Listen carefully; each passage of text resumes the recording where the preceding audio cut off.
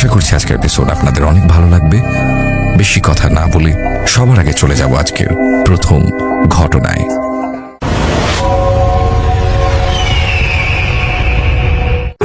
আসসালামু আলাইকুম লিসেনার্স, যারা নতুন শুনছেন তাদের জন্য আমার পরিচয়টি আবার দিতে চাচ্ছি।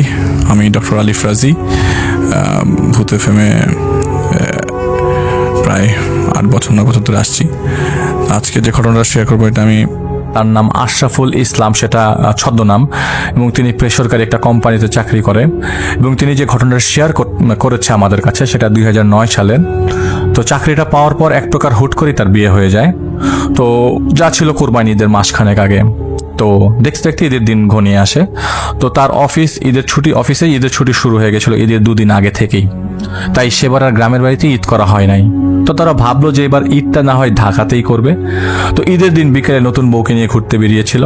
তো খালি ঢাকাতে ঘুরতে তাদের ভালো লাগছিল। একটা পর্যায়ে ঘোরাফেরা শেষ করে যখন সন্ধ্যা 7টা বাজে, তখন তারা বাসার দিকে ঢোকে। এবং তিনি আমাকে বলেছেন তাদের ফ্ল্যাটের কিছুটা সামনে ছিল একটা পীরের মাজার।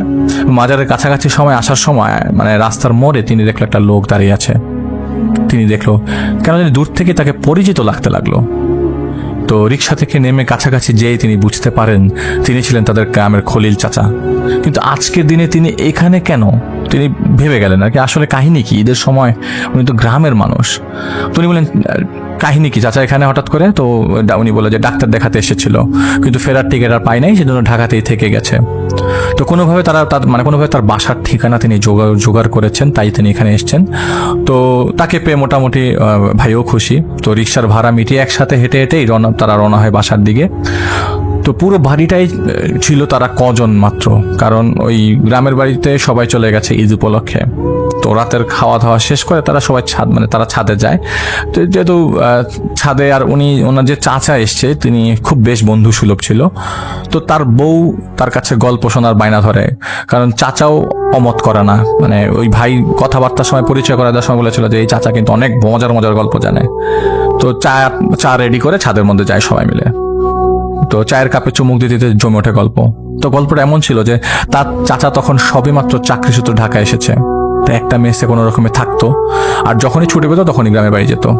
বাড়ির জন্য সবসময় তার মন খারাপ থাকতো। তো সেবার কোনো কারণে 4 দিনের ছুটি পেয়ে তিনি চলে যান গ্রামের বাড়িতে। তো গ্রামে পৌঁছাবার পর পথের মধ্যে তার সাথে দেখা হয় আরেক চাচার। ওই কথায় কথায় জানতে পারে ওই চাচার মেয়ের বিয়ের কথাবার্তা চলছিল। তো ছেলেপক্ষ গত সপ্তাহে মেয়েকে দেখে গেছে, কিন্তু বিপত্তিটা বাধে তারপরই। গভীর রাতে তার মেয়ে ঘর থেকে পালিয়ে যায়। তো ফজরের আজানের পর গ্রামের শ্মশানের ঝোপঝাড়ের পাশে অচেতন অবস্থায় মেয়েটাকে পাওয়া যায়। এবং প্রায় সময় এরকম ঘটনা ঘটে। পাহারা বসেও কখনো লাভ হয় নাই। এটা কিন্তু চাচার ঘটনা, চাচা বলছেন। বরং যারা পাহারায় থাকে তাদের অনেকেই নাকি অনেক উল্টাপাল্টা জিনিস দেখেছেন। তাই আর কেউ পাহারা থাকতেও রাজি হয় না। তো খলিল চাচা ওই লোককে আশ্বাস দেন যে আজ রাতে তিনি তার মেয়ের ঘর পাহারা দেবেন। তো যেই কথা সেই কাজ। এশার নামাজ পড়ে তিনি ওই বাড়ির কাছে চলে যান এবং তিনি দেখেন যে ওই বাড়িতে সবাই ভেতরে। তো ওই মেয়েটা তখন ঘুমাচ্ছিল এবং মেয়েটার হাতে অনেক তাবিজ কবর ছিল। তো 10টা থেকে তিনি মেয়েটার ঘরের সামনেই, মেয়েটার বাড়ির সামনে আর কি পাহারা দিতে থাকেন। তার কাছে ছিল একটা বড় টর্চ লাইট, এক ফ্লাস্ক চা আর একটা লাঠি। তো উনি পুরা রাত জেগে পাহারা দেন, কিন্তু আশ্চর্যজনকভাবে সেই রাতে কিছুই ঘটে না। কিন্তু চাচার অনুরোধে পরদিন রাতে তিনি আবারও যান পাহারা দিতে। মানে যে খলিল চাচা তিনি আবারও পাহারা দিতে যান।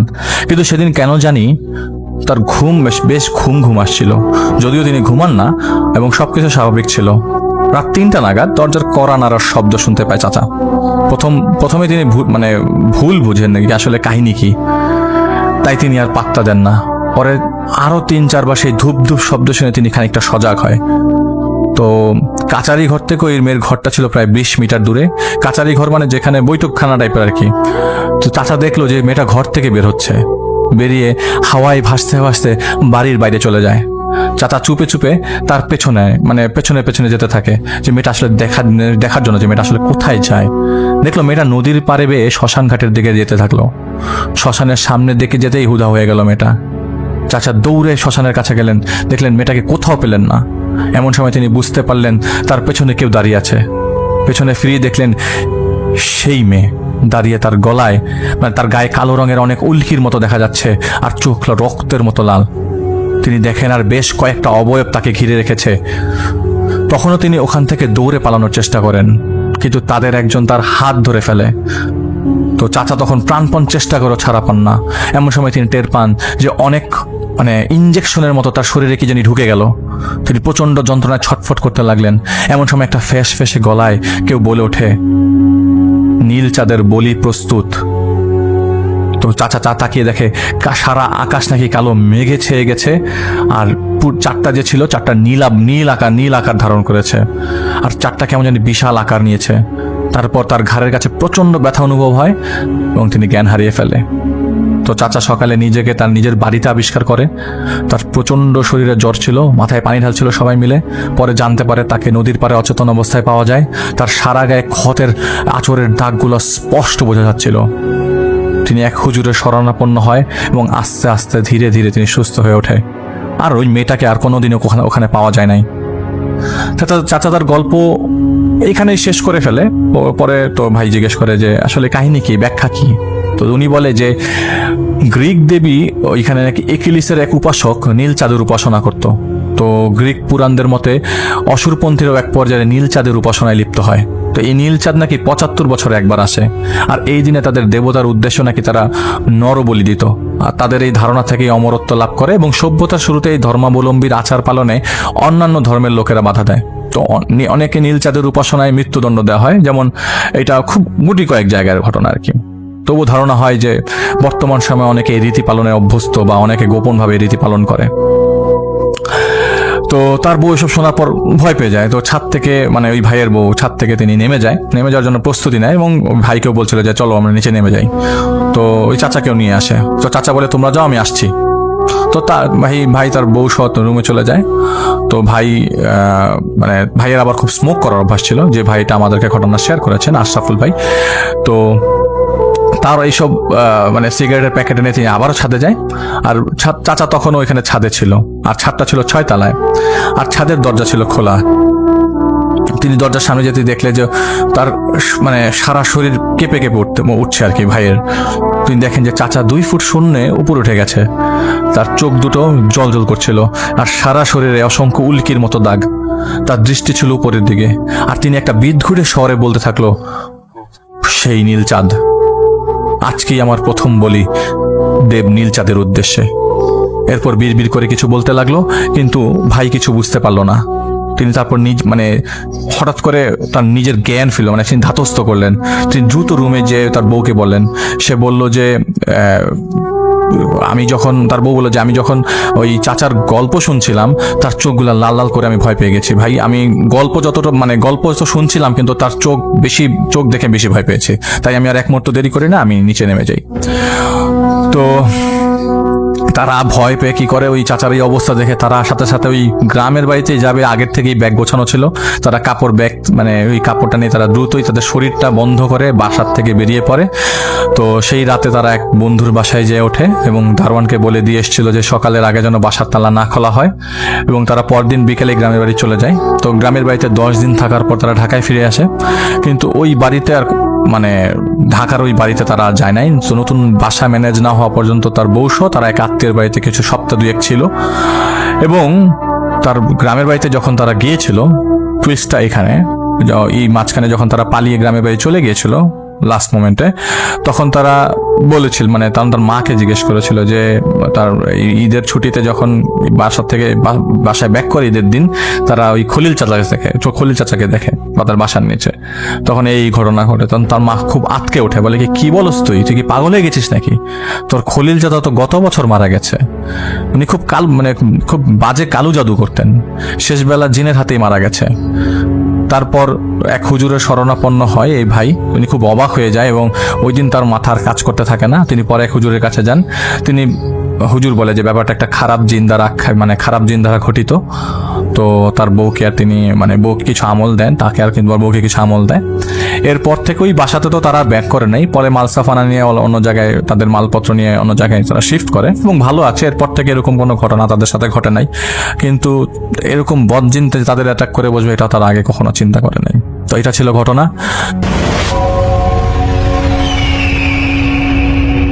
আসসালামু আলাইকুম, সকলকে স্বাগত জানাচ্ছি। আমি আফনান। আশা করি সবাই ভালো আছেন, সুস্থ আছেন। ব্ল্যাক ম্যাজিক নিয়ে আমরা অনেকে অনেক কথা বলি। ব্ল্যাক ম্যাজিকের যত ঘটনা সাধারণত প্রচারিত হয়, এই ঘটনাগুলি ভিকটিমকে কেন্দ্র করে। কোনো মানুষের কি পরিণতি হয়েছে সেটাকে আমরা ফুটিয়ে তুলি, কিন্তু আসলে ব্ল্যাক ম্যাজিক যারা করছে তাদের পরিণতি কি হচ্ছে, এটা কিন্তু আমাদের আলোচনার অনেকটাই বাইরে থেকে যায়। খুব কম ঘটনাতেই ব্ল্যাক ম্যাজিকের পরিণতি, মানে যিনি করছেন ব্ল্যাক ম্যাজিক তার পরিণতিটা আমরা সাধারণত কম জানতে পারি। এবারের ঘটনাটি ঠিক তেমনি একটি ঘটনা, যেখানে যিনি ব্ল্যাক ম্যাজিক করেছেন এমন দুই ব্যক্তির পাল্টাপাল্টি পরিণতিকে কেন্দ্র করে আজকের এই ঘটনা আপনারা শুনতে যাচ্ছেন। তো আর কথা না বাড়িয়ে চলে যাই মূল ঘটনায়। ঘটনাটির স্থান নড়াইল জেলার লোহাগাড়া উপজেলার শালনগর ইউনিয়নে। আর ঘটনাটির সময় যখন শুরু হয়, এটি মোটামুটি 1996 সাল থেকে 2005 কি 6 সালের মধ্যবর্তী সময়। এই প্রায় 10 বছরের একটি টাইম রেঞ্জ রয়েছে এখানে। শালনগর ইউনিয়নে একজন ফকির বা কবিরাজ আমরা যেটাকে বলি, বা তান্ত্রিক বলি, যেটা সাধারণত গ্রামের ভাষায় তাদের নামের শেষে ফকির শব্দটা যোগ করা হয়, এমন একজন ফকির ছিলেন। তার নাম হচ্ছে এনায়েত ফকির। উনি জিনে ধরা, ঝাড়ফুঁক, এই রিলেটেড বিষয়গুলো ট্রিটমেন্ট করতেন। ওনার আরেকটি শখ ছিল, নেহায়েত শখের বসে উনি কাজটি করতেন। সেটি হচ্ছে ওনার একটা ঘোড়া ছিল। গ্রামের বিভিন্ন মেলায় ঘোড়দৌড় প্রতিযোগিতা হতো, এখনো হয়তো বা কোনো কোনো জায়গায় হয়, কিন্তু আগের মতো এখন আর সেরকম দেখা যায় না। তো নড়াইল জেলায় ঘোড়দৌড় প্রতিযোগিতাটা এটা বেশ জনপ্রিয়। তো উনি এই নিজের যে ঘোড়াটি ছিল, এই ঘোড়াটি নিয়ে সেই ঘোড়দৌড় প্রতিযোগিতায় অংশ নিতেন, এবং ওনার ঘোড়ার সাথে দৌড়ে অন্য কোনো ঘোড়া সাধারণত পারত না। উনি 1995-96 সাল থেকে ঘোড়াপালা শুরু করেন, এবং বিভিন্ন মেলায় বা বিভিন্ন অনুষ্ঠানে ঘোড়দৌড় প্রতিযোগিতায় উনি ওনার ঘোড়াটা নিয়ে যেতেন এবং জয়লাভ করতেন। অধিকাংশ সময় ফার্স্ট প্রাইজটাই ওনার ঘোড়াটাকে কেন্দ্র করে মানে উনি পেতেন। সময়টি ছিল 2002 সালের দিকে। শালনগর ইউনিয়নে একটি নামকরা মেলা হচ্ছিল। এই মেলায় ঘোড়দৌড়ের 3টা ইভেন্ট ছিল। উনি 3টা ইভেন্টেই ওনার ঘোড়ার মানে ওনার যে ঘোড়ার সেটি নিয়ে যে সেখানে যাবেন, সেটার জন্য তিনি নাম এনরোল করান। ঘোড়ার প্রতিযোগিতাটা মানে ঘোড়ার দৌড়ের প্রতিযোগিতাটা এমন ছিল যে ঘোড়াটা একটা লাইনের একটা জায়গা থেকে ছেড়ে দেওয়া হবে, ঘোড়াগুলো দৌড়ে একটা জায়গায় গিয়ে আবার ফিরে আসতে হবে, কিন্তু ঘোড়ার উপরে কোনো মানুষ থাকা যাবে না। প্রথম রাউন্ডে ওনার ঘোড়া সহ আরো অনেকের ঘোড়া শুরু করে তাদের প্রতিযোগিতা। সেখানে এনায়েত ফকিরের ঘোড়াটি প্রথম স্থান অধিকার করে। কিন্তু অদ্ভুত ব্যাপার হচ্ছে, ওখানে অন্য যে ঘোড়াগুলি ছিল এর অধিকাংশ ঘোড়াগুলোই ব্যাক করে আসে না। মানে তারা দৌড় শুরু করেছে এবং একটা জায়গায় ফিরে আসার সময় তারা ফিনিশ লাইনে না এসে অন্যদিকে দৌড়ে চলে গেছে। মালিকটা সেই ঘোড়াগুলোকে আবার ধরে নিয়ে এসেছে। তো অদ্ভুত ব্যাপার, ঘোড়াগুলো তো পরে আসলেও ফিনিশ লাইনে তো আসার কথা, কিন্তু সেগুলো কেন আসছে না? দ্বিতীয় রাউন্ড শুরু হয়। দ্বিতীয় রাউন্ডেও এনায়েত ফকিরের ঘোড়াটি প্রথম স্থান অধিকার করে, আর অন্য ঘোড়াগুলো একই অদ্ভুত আচরণ করে। ওই সময় ওই গ্রামেরই আর একজন ফকির বা তান্ত্রিক কবিরাজ, তার নাম ছিল ইসহাক ফকির। তিনিও তার ঘোড়াকে ওইখানে নিয়ে এসেছিলেন। দুইবার 2টা ইভেন্টে ঘোড়াকে নামিয়ে তিনি কোনো ফল পেলেন না, মানে জয়লাভ করতে পারেননি। কিন্তু তিনি কিছু একটা বিষয় আঁচ করতে পেরেছিলেন, কারণ তিনি নিজেও একজন তান্ত্রিক বা ফকির বা কবিরাজ ছিলেন। তিনি সরাসরি এনায়েত ফকিরকে দোষারোপ করতে থাকেন, বলতে থাকেন যে তুই তন্ত্রমন্ত্র করে এই ঘোড়াগুলোকে দৃষ্টি বিভ্রম করে দিচ্ছিস, এই কাজটি বন্ধ কর, ন্যায়ভাবে প্রতিযোগিতায় অংশগ্রহণ কর। এনায়েত ফকির বিষয়টি অস্বীকার করে। ইসহাক ফকির বারবার যখন এনায়েত ফকিরকে দোষারোপ করছিল, একটি পর্যায়ে এনায়েত ফকিরের সাথে ইসহাক ফকিরের হাতাহাতি শুরু হয়ে যায়। যাই হোক, এনায়েত ফকির বলে যে থার্ড রাউন্ডেও আমার ঘোড়াটি প্রথম হবে, তুই যা পারিস কর। সত্যি থার্ড রাউন্ডেও এনায়েত ফকিরের ঘোড়াটি প্রথম স্থান অধিকার করে। ইসহাক ফকিরের ঘোড়াটি অন্যান্য ঘোড়ার মতো দিগ্ভ্রান্ত হয়ে অন্যদিকে চলে যায়। ইসহাক ফকির এবারও এসে এনায়েত ফকিরকে দোষারোপ করে এবং গালিগালাজ করতে থাকে। আবারও শুরু হয়ে যায় দুজনের মধ্যে হাতাহাতি। মানুষজন এসে তাদেরকে থামায়। ইসহাক ফকির এনায়েত ফকিরকে হুমকি দেয়, তোকে আমি দেখে নেব। এই বলে ইসহাক ফকির চলে যায়। এনায়েত ফকির তার ঘোড়াটিকে নিয়ে বিজয়ের বেশে বাড়িতে ফিরে আসে। 3টা পুরস্কার পেয়েছে সে। তার স্ত্রীকে বলে তার এই সফলতার কথা। স্ত্রী খুশি হয় এবং তার একটা ছোট ছেলে সন্তানও ছিল, সেও খুশি হয়। ঘোড়াটিকে সুন্দর করে গোসল করিয়ে খাইয়ে দিয়ে ঘোড়ার আস্থা বলে রেখে দেয়। ওই রাত্রে ঘটে একটি মর্মান্তিক ঘটনা। মধ্যরাতে হঠাৎ এনায়েত ফকির স্ত্রী চিৎকার চেঁচামেচি শুরু করে। এনায়েত ফকির বলে, কি হয়েছে? তার স্ত্রী বলে, তার ছেলেটি একদম নিস্তেজ হয়ে গেছে, নড়াচড়া করছে না, টেনে টেনে দম নিচ্ছে।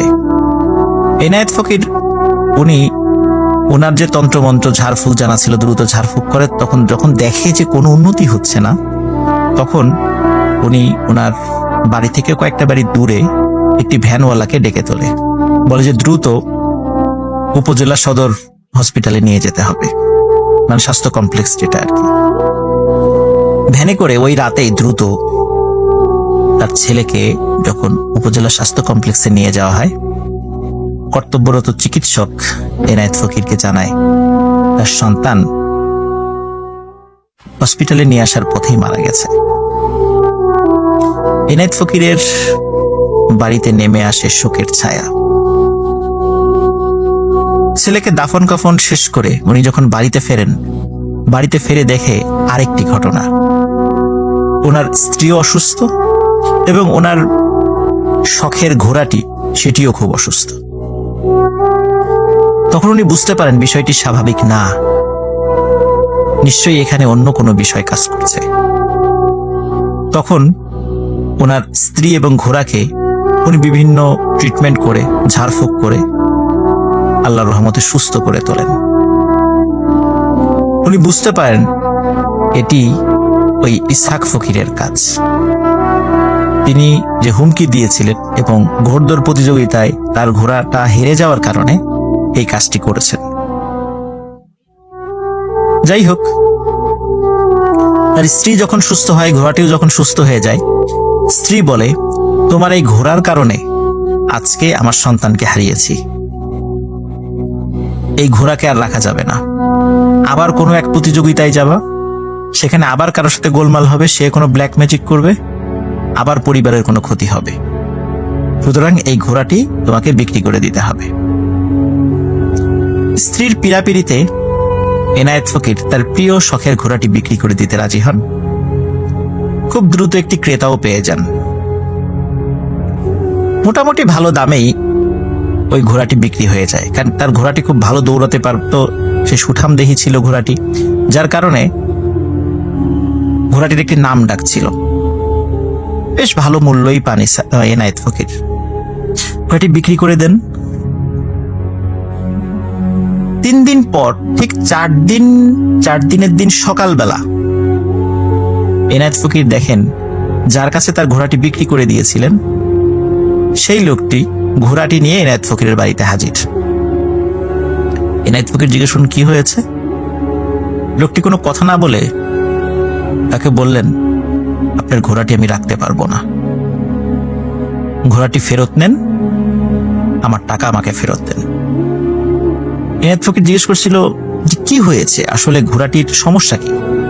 তিনি বলেন যে এত কথা আমি বলতে পারবো না, আপনার ঘোড়া আপনি বুঝে নেন, আমার টাকা আমাকে ফেরত দেন। আপনার ঘোড়া আগের মতোই আছে, সুস্থ আছে, আমার টাকা ফেরত দেন, আপনার ঘোড়া আমি নেব না। এনায়েত ফকির বারবার সমস্যা বা এই সমস্যার কারণ বা কেন নিয়ে এসেছে এই বিষয়গুলো জিজ্ঞেস করলেও ওই লোকটি কোনো কথা বলতে রাজি হচ্ছিলেন না। যাই হোক, নিরুপায় হয়ে এনায়েত ফকির ঘোড়ার টাকার ফেরত দেন এবং ঘোড়াটিকে রেখে দেন। লোকটি যখন চলে যায়, যাওয়ার সময় আশেপাশের লোকজনের কাছে তিনি বলছিলেন যে এনায়েত ফকির একটা বাটপার লোক, একটা দোষের ঘোড়া আমাকে বিক্রি করে দিয়ে আমার কাছ থেকে টাকা নিয়েছিল, ও কাজটি ভালো করে নাই, এই বলে উনি চলে যান। যাই হোক, কয়েকদিন পর আরেকজন ক্রেতার কাছে এনায়েত ফকির ঘোড়াটি বিক্রি করে দেন। যেই লোক ঘোড়াটি কিনে নিয়ে যান, উনিও ঠিক 4 দিনের মাথায় বেশ সকালে না, বিকালের দিকে ঘোড়াটি নিয়ে এনায়েত ফকিরের বাড়িতে হাজির। এনায়েত ফকির তো অবাক। এনায়েত ফকির জিজ্ঞেস করেন কি হয়েছে। তখন এনায়েত ফকিরকে ওই লোকটি বলেন, আপনার ঘোড়াটি আমি রাখতে পারবো না, ঘোড়া ফেরত নেন, আমাকে টাকা ব্যাক দেন। এনায়েত ফকির জিজ্ঞেস করে কি হয়েছে, সমস্যা আমাকে বলতেই হবে। তখন লোকটি বলেন, আপনার ঘোড়ার সমস্যা আছে। বলে কি সমস্যা, তার কি শারীরিক কোনো সমস্যা? বলেন না, আপনার ঘোড়ার কারণে বিগত 3 রাত আমাদের পরিবারের সদস্যরা কেউ ঘুমাতে পারে না। তারা দিনের বেলা ঘুমায়, রাত্রে ঘুমাতে পারে না।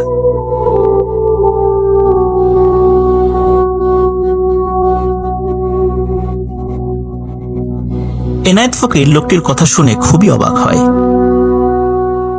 লোকটির কাছে আরো কিছু জানতে চান। তখন লোকটি যে বিষয়টি বলে, গা শিউরে ওঠার মতো একটি বিষয়। লোকটি বলেন, যেদিন এনায়েত ফকিরের কাছ থেকে তিনি ঘোড়াটি কিনে নিয়ে যান, রাতের বেলা ঘোড়াটিকে একটি ঘরে রেখে দেন। রাত যখন একটু গভীর হয়েছে এবং ওই বাড়ির সদস্যরা যখন একটু ঘুম ঘুম ভাব, হঠাৎ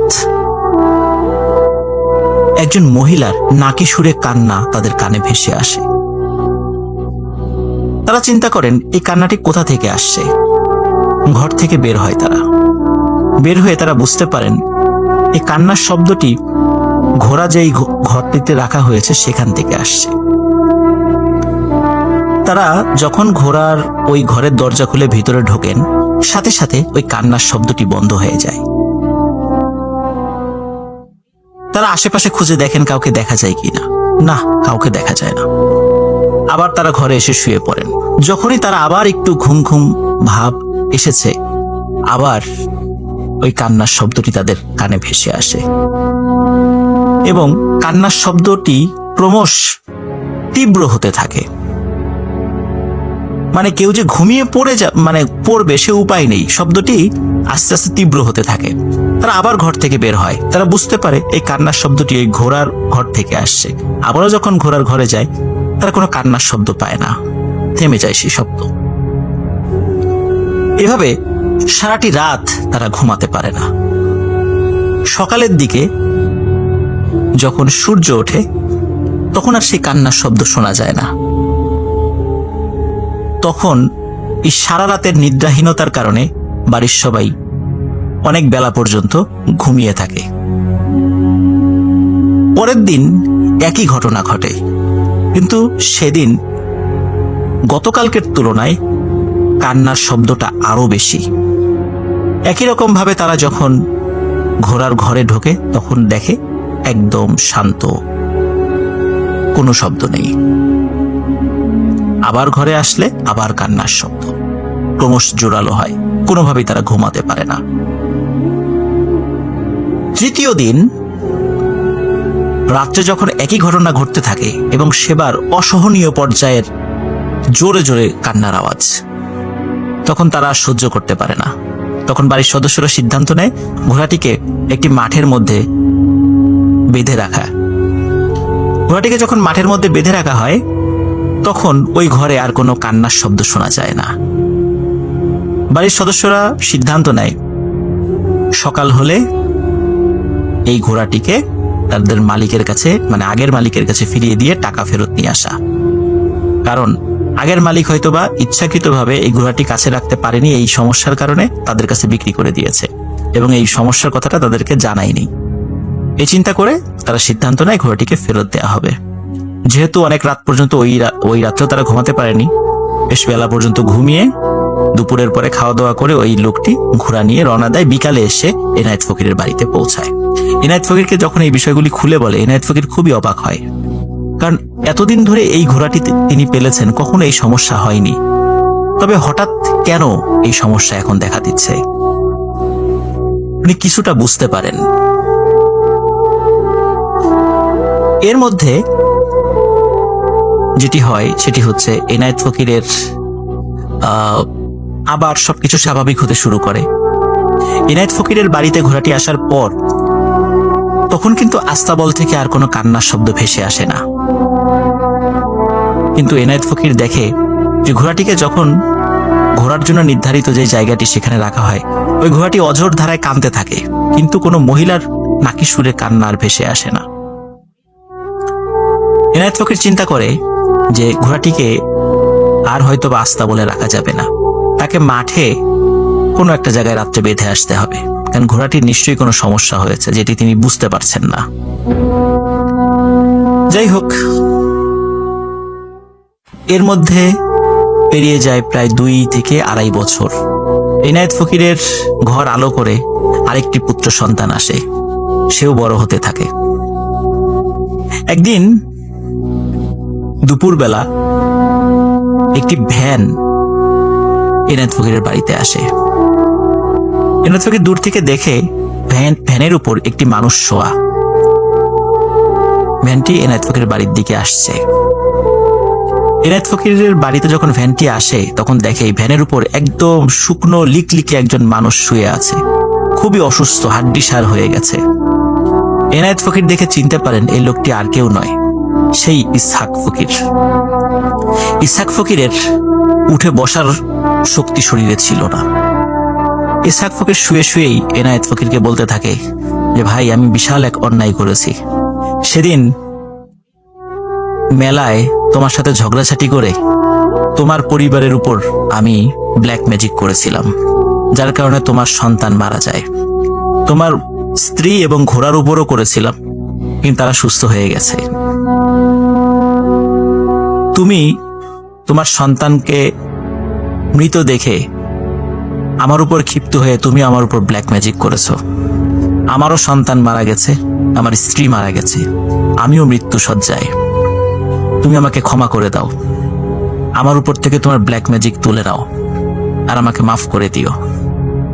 এনায়েত ফকির ইসহাক ফকিরের উপর এতটাই ক্ষিপ্ত ছিল যে সে তাকে ক্ষমা করে না এবং ওই মৃত্যু শয্যায় ইসহাক ফকিরকে দূর দূর করে বাড়ি থেকে বের করে দেয়।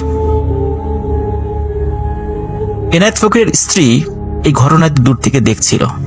তিনি বলছিলেন যে, আমাদের তো এক সন্তান চলে গেছে, আল্লাহর একটা সন্তান দিয়েছে, তুমি তাকে মাফ করে দাও। কিন্তু এনায়েত ফকির তার স্ত্রীর কথা শোনে না। সে তার সিদ্ধান্তে অটল থাকে এবং সে বলে, হ্যাঁ, আমি তোর উপর ব্ল্যাক ম্যাজিক করেছি, আমার সন্তান হত্যার প্রতিশোধ নিয়েছি, আমি তোকে ক্ষমা করব না, আমার বাড়ি থেকে বের হয়ে যা। তাকে দূর দূর করে বাড়ি থেকে তাড়িয়ে দেয়। এই ঘটনার পরের দিন এনায়েত ফকিরের কাছে খবর আসে ইসহাক ফকির মারা গেছে। শুনে এনায়েত ফকির মনে মনে খুশি হয়, কারণ এই ঘটনার তো আসলে কোনো বিচার হবে না, পুলিশি কোনো কেসও হবে না, সে তার সন্তান হত্যার প্রতিশোধ নিতে পেরেছে। এরপরে বেশ কয়েকদিন স্বাভাবিকভাবে কেটে যায়। প্রতি রাত্রে এনায়েত ফকির তার সেই ঘোড়াটিকে মাঠে বেঁধে আসতো। এক রাতে খাওয়া দাওয়া করে ঘোড়াটিকে মাঠে বেঁধে আসতে চায়। সাধারণত তার বাড়ি থেকে 5 থেকে 7 মিনিটের হাঁটা পথের দূরত্বে ঘোড়াটিকে বেঁধে আসে। তার স্ত্রী বুঝতে পারে অনেকক্ষণ হয়ে যাচ্ছে, এনায়েত ফকির আর ফিরে আসছে না। 1 ঘন্টা, 2 ঘন্টা, 3 ঘন্টা হয়ে যায়, ফিরে আসছে না। তার স্ত্রীর মনে সন্দেহ হয়। তিনি একটি হারিকেন হাতে নিয়ে পার্শ্ববর্তী যে ঘরগুলো আছে, যে পরিবারগুলো আছে, তাদের বাড়িতে যান, তাদেরকে ডেকে তোলেন এবং সেই বাড়ির আরো কিছু সদস্যদেরকে নিয়ে মাঠের মধ্যে যান।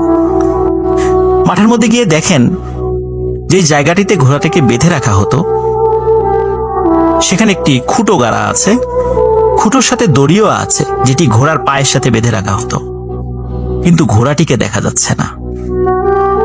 এনায়েত ফকিরকেও দেখা যাচ্ছে না। তখন তারা টর্চ লাইট জ্বালিয়ে চারদিকে খুঁজতে থাকেন এবং জোরে জোরে এনায়েত ফকিরের নাম ধরে ডাকতে থাকেন। হঠাৎ একজন চিৎকার দিয়ে বলে, পেয়েছি, ঘোড়াকে পেয়েছি। সবাই ছুটে যায় সেই ঘোড়াটির কাছে, গিয়ে দেখে যে ঘোড়াটির 4টি পা তার দেহ থেকে কেউ সজোরে টেনে বিচ্ছিন্ন করে দিয়েছে এবং ঘোড়াটির ধর থেকে মাথাও আলাদা, কিন্তু সেটা মনে হয় না কেউ কেটে আলাদা করেছে, কেউ টেনে ছিঁড়ে আলাদা করে ফেলেছে। ঘোড়াটির মৃতদেহ পড়ে আছে। বুঝতে পারে এটা কোনো মানুষের কাজ হতে পারে না। এনায়েত ফকির কোথায়? তারা হন্যে হয়ে খুঁজতে থাকে পুরো মাঠ, পাওয়া যায় এনায়েত ফকিরকে। সেই ঘোড়াটির মতো একই রকম ভাবে, মর্মান্তিক ভাবে এনায়েত ফকিরের শরীর থেকে হাত, পা, মাথা বিচ্ছিন্ন অবস্থায় পাওয়া যায়। প্রিয় লিসেনার্স, পরবর্তীতে জানা যায় যে ইসহাক ফকির কিছু জিন পালতেন। সেই জিনের মাধ্যমে উনি ব্ল্যাক ম্যাজিক গুলো চর্চা করতেন। যখন ইসহাক ফকিরও উনি যখন মৃত্যু শয্যায় চলে যান, তখন ইসহাক ফকিরের পালিত জিনেরা তারা ইসহাক ফকিরকে পরামর্শ দেয় যে এনায়েত ফকির তার উপর যে ব্ল্যাক ম্যাজিক করেছে এটি তারা কাটাতে পারবে না। অবশ্যই এনায়েত ফকিরকে কাছে গিয়ে ক্ষমা চাইতে হবে। তিনি যদি এই ব্ল্যাক ম্যাজিকটা কাটান তবে উনি বাঁচতে পারবেন, তাছাড়া বাঁচা সম্ভব নয়। এই জন্যই ইসহাক ফকির এনায়েত ফকিরের বাড়িতে গিয়েছিলেন। কিন্তু মৃত্যুসজ্জায় দেখেও এনায়েত ফকির ইসহাক ফকিরকে ক্ষমা করেননি। ইসহাক ফকির মারা যায়। ইসহাক ফকিরের যে পালিত জিনেরা ছিল তারা এনায়েত ফকিরের উপর খুবই ক্ষিপ্ত হয়। তারা চিন্তা করে এর প্রতিশোধ নিতেই হবে, তাদের মালিকের হত্যার প্রতিশোধ নিতেই হবে। কারণ মৃত্যুসজ্জায় একজন মানুষ ক্ষমা চেয়েছে, ক্ষমা চাইলে তো আল্লাহ মাফ করে দেন, কিন্তু সে কেন ক্ষমা করলো না? এই জন্য তারাও সুযোগের অপেক্ষায় ছিল। এই সুযোগ চলে আসে একদিন। যখনই সেই সুযোগটি পায় তখনই সেই ঘোড়া আর এনায়েত ফকিরকে ওই জিনেরা নির্মমভাবে হত্যা করে। প্রিয় লিসেনার্স, ওই ঘোড়াটি কেন কাঁদতো? আসলে জানা যায় বা পরবর্তীতে জানা গিয়েছিল যে ওই ঘোড়াটি সবসময় এই চিন্তা করে কাঁদতো যে তার মালিক খুব তাড়াতাড়ি হয়তো বা মারা যাবে, তার উপর বিপদ আসছে। যেহেতু তার উপর ব্ল্যাক ম্যাজিক করা হয়েছিল, ওই ঘোড়াটির সাথেও একটি জিন থাকতো, সে ওই ঘোড়াটিকে পাহারা দিত। সেও তার মালিকের জন্য কান্নাকাটি করত, কিন্তু সে জিনটি ছিল বোবা, সে কিছু বলতে পারত না। এভাবেই এনায়েত ফকির এবং ইসহাক ফকিরের করুণ পরিণতি ঘটে। আর ব্ল্যাক ম্যাজিকের যারা করেন তাদের পরিণতি কি হয়? এনায়েত ফকির এবং ইসহাক ফকির তাদের উজ্জ্বল দৃষ্টান্ত। নড়াইল জেলার লোহাগাড়া উপজেলার শালনগর ইউনিয়নে এনায়েত ফকির এবং ইসহাক ফকিরের ঘটনা অনেকেরই মুখে মুখে। সবাই ভালো থাকবেন, সুস্থ থাকবেন। আসসালামু আলাইকুম।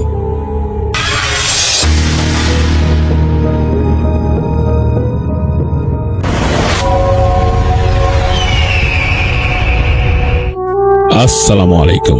আপনাদের সবাইকে সাদর আমন্ত্রণ জানাচ্ছি। আমি আহমেদ বাবু। কেমন আছেন আপনারা? আশা করি সবাই ভালো আছেন। আমি আল্লাহর মতে ভালো আছি, আলহামদুলিল্লাহ। ঘটনাটি আমার কাছে শেয়ার করেছেন Nadim Safayat, Manchester United kingdom থেকে।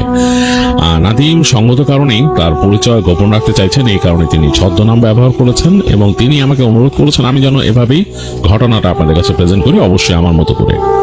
আমি চলে যাব নাদিমের পাঠানো ঘটনায়। 1997 সালের কথা। নাদিম তখন একটা প্রফেশনে আছেন, তিনি একটি ল ফার্মে জব করেন। কাজে কর্মে বেশ করিতকর্মা হয়, তার বস তাকে বেশ পছন্দ করেন এবং অনেক অ্যাসাইনমেন্ট দেন, মানে তার হাতে অনেক অ্যাসাইনমেন্ট পড়ে এবং বিভিন্ন জায়গায় যেতে হয় বসের কাজগুলো, এবং তিনি সুচারুরূপে করে আনেন সেগুলা। এগুলো করার কারণে বসের তার উপর একটা আলাদা রকমের কনফিডেন্স জন্ম নিয়েছে। তো বস তাকে একবার একটা কাজ দেয়, সেই কাজটা হচ্ছে নর্থ ওয়েস্ট ইংল্যান্ডে একটা জায়গায়, এবং তাদের একটা ক্লায়েন্ট, এবং তাকে বলেন যে এটা কিন্তু আমার বেশ ভালো একজন ক্লায়েন্ট। তো সেখানে গিয়ে তার সাথে তার এই প্রপার্টি নিয়ে কিছু ডিসকাশন আছে, সেগুলো করতে হবে, এবং কিছু ডিল আছে সেগুলো বুঝে নিয়ে তাকে আসতে বলেন। তো তিনি বলেন যে ঠিক আছে, কোনো অসুবিধা নেই। নাদিম সেখানে চলে যান এবং গিয়ে সারাদিন ব্যস্ত সময় কাটান, কারণ সেখানে তাকে বসতে হয়, ওয়েট করতে হয়, এবং সেই যে যার কাছে পাঠিয়েছে তার যখন ফ্রি টাইম থাকে তখন তার সাথে বসে ডিসকাশন করেন, বলে তাকে সব বুঝিয়ে দেন। তো এগুলো শেষ করতে করতে নাদিমের বেশ সময় চলে যায়, মানে সন্ধ্যা পার হয়ে গেছে। তো সে কিছুটা টেন্সড ছিল, কারণ এইখানে সে আসে নাই আগে। তো তাকে বের হয়ে যেতে হবে কিভাবে, গিয়ে হোটেল ঠিক করতে হবে, হোটেল বা কোনো মোটেলে থাকবেন, এগুলো তিনি চিন্তা করতেছেন যে কিভাবে কি করবেন। আর এই জায়গাটা খুব একটা যে খুব বড় শহর তাও না। তো চিন্তা করছেন, বোঝা গেল তার চেহারায় চিন্তার ভাঁজ, এবং সেই কোম্পানির মালিক সেটা খেয়াল করে তাকে জিজ্ঞেস করলেন যে আপনি কোথায় উঠেছেন এখানে। বললো যে আমি তো কোথাও উঠিনি, আমি সকালে এসেই মানে ডিরেক্টলি আপনার এখানে চলে আসছি। তো বললো যে ওকে আইসি, তো এখন কি কোথাও মানে হোটেল খুঁজবেন বা কিছু এরকম চিন্তা করছেন? তো নাদিম বলে যে অ্যাকচুয়ালি এটাই চিন্তা করছি যে আমি কিভাবে কি করব। তো সেই বস বলে যে না, চিন্তার কিছু নাই, আমাদের নিজস্ব এখানে রেস্ট হাউস আছে, আমার মেনশন আছে, সেই মেনশনে গেস্টদের জন্য জায়গা আছে, আমার যারা গেস্ট তারা সেখানে থাকে, আর আপনাকে আমার সোফার নিয়ে যাবো ওখানে। So you don't worry at all, ওখানেই রাতে থাকবেন, ওখানে ডিনারের ব্যবস্থা হবে, সবকিছু হবে, আপনি কালকে চলে যাবেন, কোনো অসুবিধা নেই। তো নাদিম মানে অবাক হয়ে যায় যে খুব ভালো একটা আতিথেয়তা, নাইস হসপিটালিটি, এবং তিনি থ্যাংক ইউ দেন তাকে। তো তারপর বলে যে ঠিক আছে, তাহলে আপনি যান, সোফার আপনাকে নিয়ে যাবে। তো নাদিম নিচে গিয়ে দেখে যে লবির বাইরে তার ওখানে সোফার ওয়েট করতেছে, তাকে নিয়ে গাড়িতে, বেশ বিলাসবহুল গাড়ি নিয়ে চলে যায়। তো যাচ্ছে, দেখলো যে এই যে যেখান থেকে যে অফিস থেকে বের হয়েছে এই জায়গাটা একটু ব্যস্ত, শহরের ছোট শহরের একটা অংশ, সেখান থেকে বের হয়ে গাড়ি চলে গেল, বেরোচ্ছে। নাদিম বসা দেখছে জানলা দিয়ে, বাইরে অনেকটা কান্ট্রি সাইডে চলে আসছে সে, মানে গাছগাছালি, রাস্তাটা এঁকে বেঁকে গেছে, উঁচু নিচু রাস্তা। এভাবে চলতে চলতে একটা বিশাল ম্যানশনের গেটের সামনে আসলো, একটা বিশাল গেট, সেটা খুলে গেল, সেখানে ঢুকলো। ঢোকার পরে দেখলো সেই পেভিং করা রাস্তা, এবং যেখানে ঢুকছে সেখানে বেশ দূরে দূরে ল্যাম্পপোস্ট গুলা, এবং বেশ অনেক গাছ, সেগুলো তখন ঠান্ডায় মানে পাতা নাই, একদম শুধু ডালপালা মানে বিকৃত ভাবে দাঁড়ায় আছে। তো এগুলোর একটা আলাদা সৌন্দর্য আছে এখানে শীত প্রধান অঞ্চলে। এগুলো দেখতে দেখতে নাদিমের গাড়ি চলে আসলো সেই মূল বিল্ডিং এর কাছে, বিশাল এক বিল্ডিং। তো নাদিম সেখানে নামলো, সেখানকার ভেতরের যে কেয়ারটেকার বাটলার সে চলে আসলো, এসে নাদিমকে রিসিভ করলো। তাকে অলরেডি ইনস্ট্রাকশন দিয়ে দিয়েছে কোম্পানির মালিক যে এখানে তার গেস্ট আসতেছে। তো নাদিম গেল, যে দেখলো যে সেখানকার যে মেইন এন্ট্রান্স হল রুম সেটা অনেক সুন্দর, সেখান থেকে চলে গেল বড় একটা লিভিং এরিয়া, সেখানে মানে কাউচ আছে, আছে বসার জন্য। সেখান থেকে তাকে নিয়ে গেল, তার লাগেজ কিছুই ছিল না তেমন, একটা জাস্ট একটা হাতে হ্যান্ড লাগেজ নিয়ে গেছিল নাদিম। তো সেটা নিয়ে তাকে নিয়ে গেল যে সেই ম্যানশনের 3 তলায়, 3য় তলায় তাকে নিয়ে গেল। তো নিয়ে তাকে যে রুম দিল, গেস্ট রুম, এবং দেখলো নাদিম যে বেশ পুরনো একটা বিল্ডিং, কিন্তু সবকিছুর মধ্যে একটা মানে বেশ বনেদি ব্যাপার স্যাপার আছে।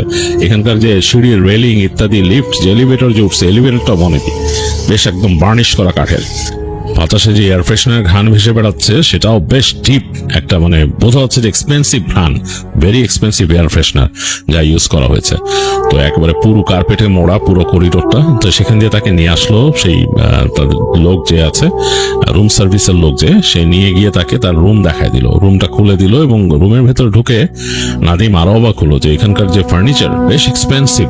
বেডটা কিং সাইজের বিশাল বেড, এবং দেখেই বলছে ক্লাসিক বেড, এবং এগুলো খুব এক্সপেন্সিভ। সেখানে যে অন্যান্য কাউচ আর যা যা আছে রুমে সেগুলো সবই এক্সপেন্সিভ, উপরে একটা স্যান্ডেলিয়ার লাগানো আবার। যাই হোক, নাদিম চুপসায় গেছে ওইখানে গিয়ে, মানে তার কাছে মানে সে ফ্র্যাঙ্কলি বলছে যে এরকম বিলাসিতা আমি আগে দেখি নাই। যাই হোক, তার কাছে একেবারে অন্যরকম লাগলো, মানে অন্যরকম আতিথেয়তা। তো সে বিদায় দিল, এবং যাওয়ার আগে তাকে যে রুম সার্ভিসের যে লোকটা আসছিল সে বলে গেল যে স্যার, ডিনার সার্ভ করার সময় আপনাকে জানানো হবে, আপনি কাইন্ডলি চলে আসবেন, আমাদের ডাইনিং হল হচ্ছে দোতলায়। তো নাদিম বলল ওকে থ্যাংক ইউ বলে সে তাকে বিদায় দিল। তো যাই হোক, সে রুমের মধ্যে নিজে ইজি হওয়া শুরু করলো। তার টুকিটাকি যা কাপড় চোপড় ছিল, একটা ছোট হ্যান্ড লাগেজ নিয়ে আসছিল, সে রিল্যাক্সড হলো এবং সে রুমটাকে এনজয় করতেছে। রুমের সবকিছুর মধ্যে দেখতেছে অন্যরকম একটা আভিজাত্যের ছোঁয়া। তো সে দেখলো তার মাথার কাছে, মানে বিছানার যে হেডবোর্ড যেটা, সেটার পেছনে একটা বড় কার্টেন, মানে এক পাশের দেয়ালে কার্টেন দেয়া। তো সেই কার্টেনের কাছে গিয়ে সে দেখলো যে কার্টেন সরানোর যে আর কি স্ট্রিং সেটা আছে নাকি, দেখলো যে একেবারে অটোমেটিক সুইচ দেয়া। তো সুইচ টেপার পর দেখলো কার্টেন সরে গেল দুই পাশে এবং পেছন থেকে বেরোয় আসলো একটা স্লাইডিং ডোর, এবং এটা উডেন ফ্রেমের স্লাইডিং ডোর। তো এটা সরালো, সে সরানোর পর দেখলো যে বারান্দা এসেই সে একটা মানে আবহাওয়ার তারতম্য বুঝতে পারলো যে ভেতরে তো বেশ গরম ছিল, এখানে বেশ ঠান্ডা এবং রাতের শব্দ শোনা যাচ্ছে, মানে একেবারে অন্যরকম, রাতে যেরকম পোকামাকড় ডাকে সেরকম শব্দ। তো সে তাকালো বারান্দা দিয়ে, তাকায় দেখতেছে নিচের অংশটা বেশ রুক্ষ, মানে এরকম মানে ঠান্ডা পড়ে অন্যরকম হয়ে গেছে মাটি, এবং সামনে গিয়ে ওই যে গাছপালাগুলোর মধ্যে পাতা নাই, সব এরকম নেড়া গাছ। তার থেকে বেশ খানিকটা দূরে, মানে যেখানে সে দাঁড়াইছে তার থেকে বেশ খানিকটা দূরে একটা নেড়া গাছ, বেশ উঁচু, এটা ডালপালা মেলে দাঁড়ায় গেছে, কেমন জানি একটা অন্যরকম লাগতেছে। যাই হোক, নাদিম কিছুক্ষণ দাঁড়ায় থাকলো, তার কাছে খুব একটা ভালো ফিল হচ্ছে না এখানে দাঁড়ায় থেকে, এবং হঠাৎ তার চোখ পড়লো হাতের ডান দিকে গিয়ে দেখলো যে এখান থেকে ওই পেভড রাস্তাটা সোজা গিয়ে দূরে যেখানে গেছে, ওই জায়গায় মনে হচ্ছে এই ম্যানশনের বা এখানে যারা থাকে বা যারা থাকতো বা যাদের এটা প্রপার্টি, তাদের মনে হয় পার্সোনাল গ্রেভইয়ার্ড বা ওখানে দেখলো যে অনেক ক্রিপ্টের বেশ অংশ দেখা যাচ্ছে এবং অনেকটা কুয়াশায় ছেয়ে গেছে জায়গাটা। তো নাদিম এটা দেখলো, দেখে সে চলে আসলো, সে আবার সেই ফ্রেম টেনে দিল, পর্দা টেনে দিল, দিয়ে সে বসলো। কিছুক্ষণ পরেই দেখলো যে তাকে ডিনারের কথা বলা হয়েছে, যে তার ওখানে বেল বেজে উঠলো রুম সার্ভিসে। তো সে জিজ্ঞেস করলো, তো বললো যে স্যার ডিনার ইজ সার্ভড। তো সে চলে গেল সেখানে, গিয়ে দেখলো যে আলিশান ডিনার টেবিল, খাওয়া দাওয়া করলো, খাওয়া দাওয়া করে উঠে আসলো আবার রুমে এসে ঢুকছে রাতের বেলা, এখন ঘুমানোর পালা, বেশ টায়ার্ড, সারাদিন অনেক কাজকর্ম করছে, ঘুম আসতেছে। বিছানায় চলে গেল, সে বিছানার পাশে যে তার বেড ল্যাম্পটা আছে ওইটাকে জ্বালিয়ে দিল, রুমের বাতি বন্ধ করে দিল। বেশ আরামদায়ক বিছানা, ওয়াটার বেড, ঘুম চলে আসতেছে একদম, ওয়াটার বেডে শুয়ে বেশ আরাম লাগতেছে। তো যাই হোক, বেশ ঘুম চলে আসে, তার চোখ একদম ভারী হয়ে গেছে, মানে যখন সে শুধু ঘুমায় যাবে এরকম, মানে আধো ঘুম আধো জাগরণে আছে। এই সময় হঠাৎ করে তার ওই যে বেড ল্যাম্পটা টাচ করে নিভে গেল। এখানে কি ব্যাপার, সে বলে এটা কি, মানে কোনো মানে ব্যাপার আছে এখানে, অ্যালার্ম বা কিছু যে আমি ঘুমায় যাবো এটা বন্ধ হয়ে যাবে? তো সে মানে তখন এই লাইট বন্ধ হয়ে যাওয়াতে তার কয়েক সেকেন্ড একটু সময় লাগছে ঘরের মধ্যে আলো আধারিটা বুঝতে। তো কয়েক সেকেন্ডের মধ্যে মানে একটুখানি আলো আধারি বোঝা গেল, কারণ হচ্ছে ওই যে কার্টেনটা তো কাপড়ের, সেটার ওই পাশ থেকে আলো এসে হালকা ঢুকতেছে, এটাতে আলো আধারিটা সে বুঝতে পারলো। তো সে হাত দিয়ে চেষ্টা করলো বেড ল্যাম্পটা হাত দিয়ে অন করতে, তো হাতে গিয়ে দেখলো যে না, মানে কোনো লাভ হচ্ছে না, মানে সুইচটা অন অফ করলো, টিক টিক টিক টিক, না কোনো কাজ হচ্ছে না। তো এখন ঘুমে কিন্তু সে তলায় গেছে, মনে হচ্ছে ঘুমায় যাই। তো যাই হোক, সে শুয়ে পড়লো, চিন্তা করলো যাক এখানে কোনো কারণে হয়তো ইলেকট্রিক্যাল কোনো সমস্যা হয়েছে, যদিও হওয়ার কথা না, ওয়েল ইকুইপড একটা বিল্ডিং। তো সে ঘুমায় যাওয়ার চেষ্টা করলো। তো যখন সে মোটামুটি একটা মানে ঘুমের অবস্থায় চলে আসছে, চোখ বন্ধ হয়ে আসছে, হঠাৎ তার কাছে কেন জানি মনে হলো যে তার বিছানায় কেউ একজন শুয়ে আছে তার পাশে। তো নাদিম এই ফিলটা পাওয়ার সাথে সাথে এক লাফ দিয়ে উঠে বসছে সে বিছানায়। লাফ দিয়ে উঠে বসে তার কাছে মনে হচ্ছে যে সে তো শুইছে, মানে এত বড় কিং সাইজ বিছানা, তো সে এই পাশে শুইছে। মোটামুটি নাদিম মানে ওই পাশে শুইতো না, মানে এত বড় বিছানায় কিভাবে শুবে সে, পুরোটা হাত পা ছড়া, এক পাশে এমন কাত হয়ে শুয়েছিল। হঠাৎ করে তার মনে হলো যে তার পাশের অংশটা আরো ডিপ অন্ধকার, এবং সেখানে মনে হলো জমাট বাড়া অন্ধকার, আরো কেউ একজন শুয়ে আছে, এবং মনে হচ্ছে মানুষের মতোই একটা মানে ফিগার মনে হচ্ছে। তো নাদিম কিন্তু ভয়ে একদম তার শরীরে সব রোম দাঁড়ায় গেছে, এবং সে ভয়ে কথা বলতে পারতেছে না, সে কি করবে বুঝতে পারতেছে না। বিছানায় উঠে বসছে ঠিকই, কিন্তু নড়ার ক্ষমতা হারায় ফেলছে, এবং তার কাছে পুরো মনে হচ্ছে যে মানুষ যেমন অস্তিত্ব বুঝতে পারে, মানুষের কোথাও যদি আরেকটা মানে অস্তিত্ব থাকে মানুষ কিন্তু বুঝতে পারে, তার মনে হচ্ছে এরকম। এই সময় সে মানে ভয়ঙ্কর ভাবে কুকুরের ডাক শুনলো, মানে গভীর রাতে কুকুর যেরকম কান্না করে ডাকে সেরকম, এবং সেই যে তার যে জানলা পেছনে ওই যে পর্দার ওই পাশ থেকে আসতেছে ডাকটা এবং আসতেছে, এবং সে স্পষ্ট দেখলো যে তার যে ওই বিছানার উপর থেকে মনে হলো অন্ধকার যে শেডটা ওটা নেমে গেল, নেমে আস্তে করে এই অন্ধকারের মধ্যে দিয়ে চলে যাচ্ছে সেই যে কার্টেনের ওদিকে, এবং তার কাছে মনে হলো যে মানে অন্ধকার একটা শেপ, অ্যাজ ইফ মাথার মধ্যে যদি কাউকে কাপড় পরায় দেওয়া হয়, ওই অনেক সময় বলা হয় যে বাচ্চাদের গোস্ট বলা হয়, যেটা মানে কাপড় দিয়ে দেওয়া হয় মাথার উপর থেকে পুরো ঝুলে থেকে, আর কিছু না, এরকম মনে হলো কিছু একটা অন্ধকারের মধ্যে, আরো ডিপ অন্ধকার ওই জানলার উপায় দিয়ে বের হয়ে গেল। এখন সে বুঝতেছে এই রুমে আর এনার্জি নাই বা কেউ নাই, কারো উপস্থিতি নাই। তো নাদিম কিন্তু বেশ ভয় পেয়েছে, সে মানে ভয়ে কাঁপতে কাঁপতে বিছানায় উঠে বসছে, তখন কিন্তু ইলেকট্রিসিটি আসে নাই, মানে তার লাইটটা জ্বলে নেই এখানে। তো নাদিম আস্তে আস্তে হেঁটে গেল, মানে তার মনের মধ্যে একটা কিউরিয়াসিটিও আছে যে ওই বারান্দার ঘটনাটা কি বা এই রুমের ঘটনা কি। সে জানে, সে যেহেতু ইংল্যান্ডের এই অঞ্চলে থাকে, এই সব জায়গায় অনেক রকমের এই ভৌতিক ব্যাপার স্যাপার বা ভৌতিক ঘটনা প্রচলিত আছে। সে তো ওখান থেকে ছোটকাল থেকে বড় হয়েছে, অনেক কিছু সে শুনছে, এবং সে নর্থ ওয়েস্টের ঘটনা অনেক জানতো যে এখানে এরকম এরকম মানে অনেক রকম ব্যাপার স্যাপার আছে। মানুষ সুপার ন্যাচারাল জিনিসপত্র অনেক বিশ্বাস করে।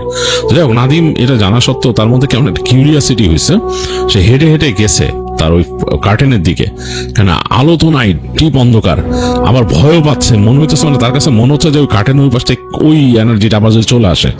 তো সে ওই কার্টেনের সুইচ চাপ দিল, দেখলো যে নড়তেছে না, সেই কার্টেন নড়ে না। তো সুতা ধরে সে টানলো জোরে জোরে, এবং সে শব্দ পাচ্ছে ওইখানকার মোটরের, এটা ঘুরতেছে জোরে জোরে ঘুরতেছে, মানে টেনে টেনে সে যে করছে, মানে জোর করে ঘুরাচ্ছে, সে পর্দাটা একটু একটু একটু একটু করে সরতেছে। তো সরে বেশ খানিকটা ফাঁক হয়েছে, সে এখানে দেখতে পাচ্ছে যে কাঠের যে স্লাইডিং ডোরটা কাঠের ফ্রেমের, ওইটার উপর থেকে চাঁদের আলো এসে পড়ছে, তার এখানে বেশ খানিকটা আলোকিত হয়ে গেছে। তো এই আলো দেখার পর নাদিমের ভয় একটু কমছে। তো সে আস্তে করে এখান থেকে যে ফ্রেমের হুকটা নামাই দিয়ে, লকটা আর কি টাস করে নামায়, সে ফ্রেমটা সরাইছে। ফ্রেমটা সরানোর পর মানে বেশ একটা দমকা ঠান্ডা হাওয়া ঢুকলো পুরো ভিতরে, মানে সে জমে গেল একবারে, কারণ রুমের হিটিংটা কিন্তু কাজ করতেছে না তার এখানে, রুমটা এমনি ঠান্ডা।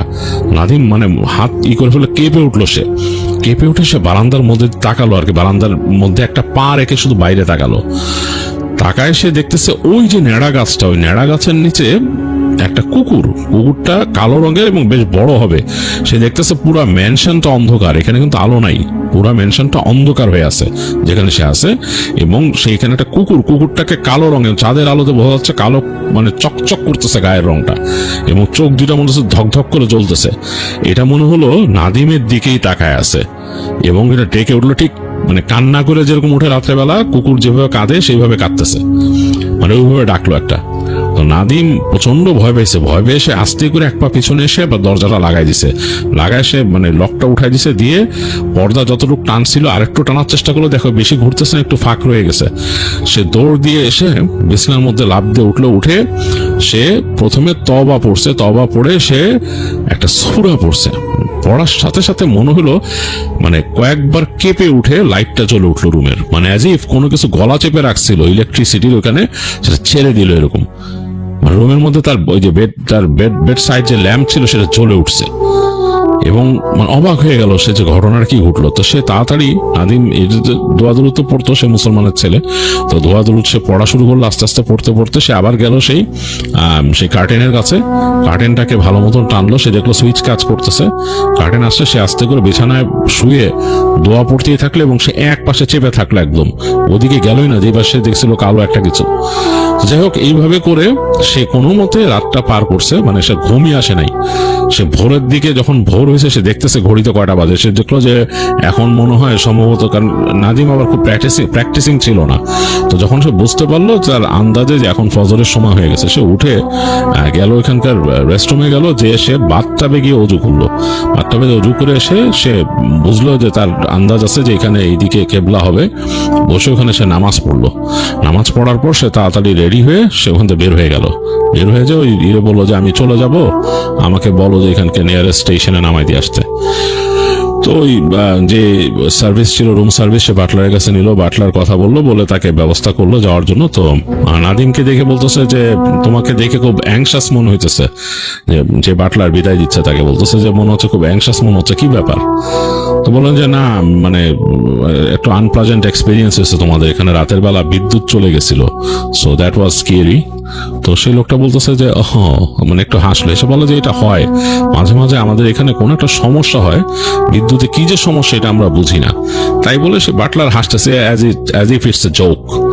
মানে এরকম জোক কিন্তু কেউ করে না, মানে এরকম একটা ওয়েল ইকুইপড একটা ম্যানশনের মধ্যে এভাবে ইলেকট্রিসিটি চলে যাবে, এটা কিন্তু যাওয়ারই কথা না। যাই হোক, নাদিম তাদের গাড়ি চলে আসে এবং গাড়ি তাকে নিয়ে যায় স্টেশন নামায় দেয় এবং সেখান থেকে সে ব্যাক করে চলে আসে তার শহরে। তো আসার পরে এরকম অনেকদিন চলে গেছে, সে তার তো কাজকর্ম যা বুঝাই দিছে, যা যা কাজ করছিল এখান থেকে যতটুকু কমিউনিকেশনের মাধ্যমে সম্ভব তার ওই কাজ হয়ে গেছে এখানে। তো এরপরে অনেকদিন চলে গেছে, নাদিমদের ল ফার্মে তাদের এক এরকম সিনিয়র কলিগ, নাম হচ্ছে রবার্ট হলিন। যাই হোক, রবার্ট হলিনের নামটা সে বলছে অসুবিধা নেই বললে। যাই হোক, রবার্ট হলিনের সাথে সে গল্প করতেছিল যে এই বিভিন্ন প্রজেক্ট নিয়ে এই সেই হ্যান ত্যান কোথায় কে গেছে। তো যার মধ্যে সিলি অনেক গল্প চলে আসে। তো বলতেছে যে তুমি কোন প্রজেক্টটা তোমার এরকম হয়েছে? তো বলতেছে যে আমি এরকম গেছিলাম অমুক জায়গায়, এই জায়গায় যে ভাই আমার একটা স্কেরি এক্সপিরিয়েন্স হয়েছে। তখন রবার্ট বলে, রিয়েলি তুমিও ফিল করছো এটা? বলে তুমি তো আমার এক্সপিরিয়েন্স শুনলে ভয়ই হয়ে যাবে, কি ছিল তোমার? তো তখন নাদিম তারটা বলে যে সে কি দেখছে, কি হয়েছে। তো তখন রবার্ট বলে যে আমার সাথে কি হয়েছিল শুনো, আমি ওখানে গেছিলাম কাজে, এর আগে কাজে গেছিলাম, তো আমাকে এরকম থাকতে দেয় ওখানে, ওই মেনশনেই থাকতে দেয় এবং it's a very nice mention, অন্যরকম ইকুইপড অ্যান্ড স্টাফ। তো আমার অভ্যাস ছিল যে আমি রাতের বেলা একটু দৌড়াতে বেরোতাম, একটু জগ করতাম, হাঁটতাম, জগ করতাম। তো আমি ওরকম বের হই রাতের বেলা।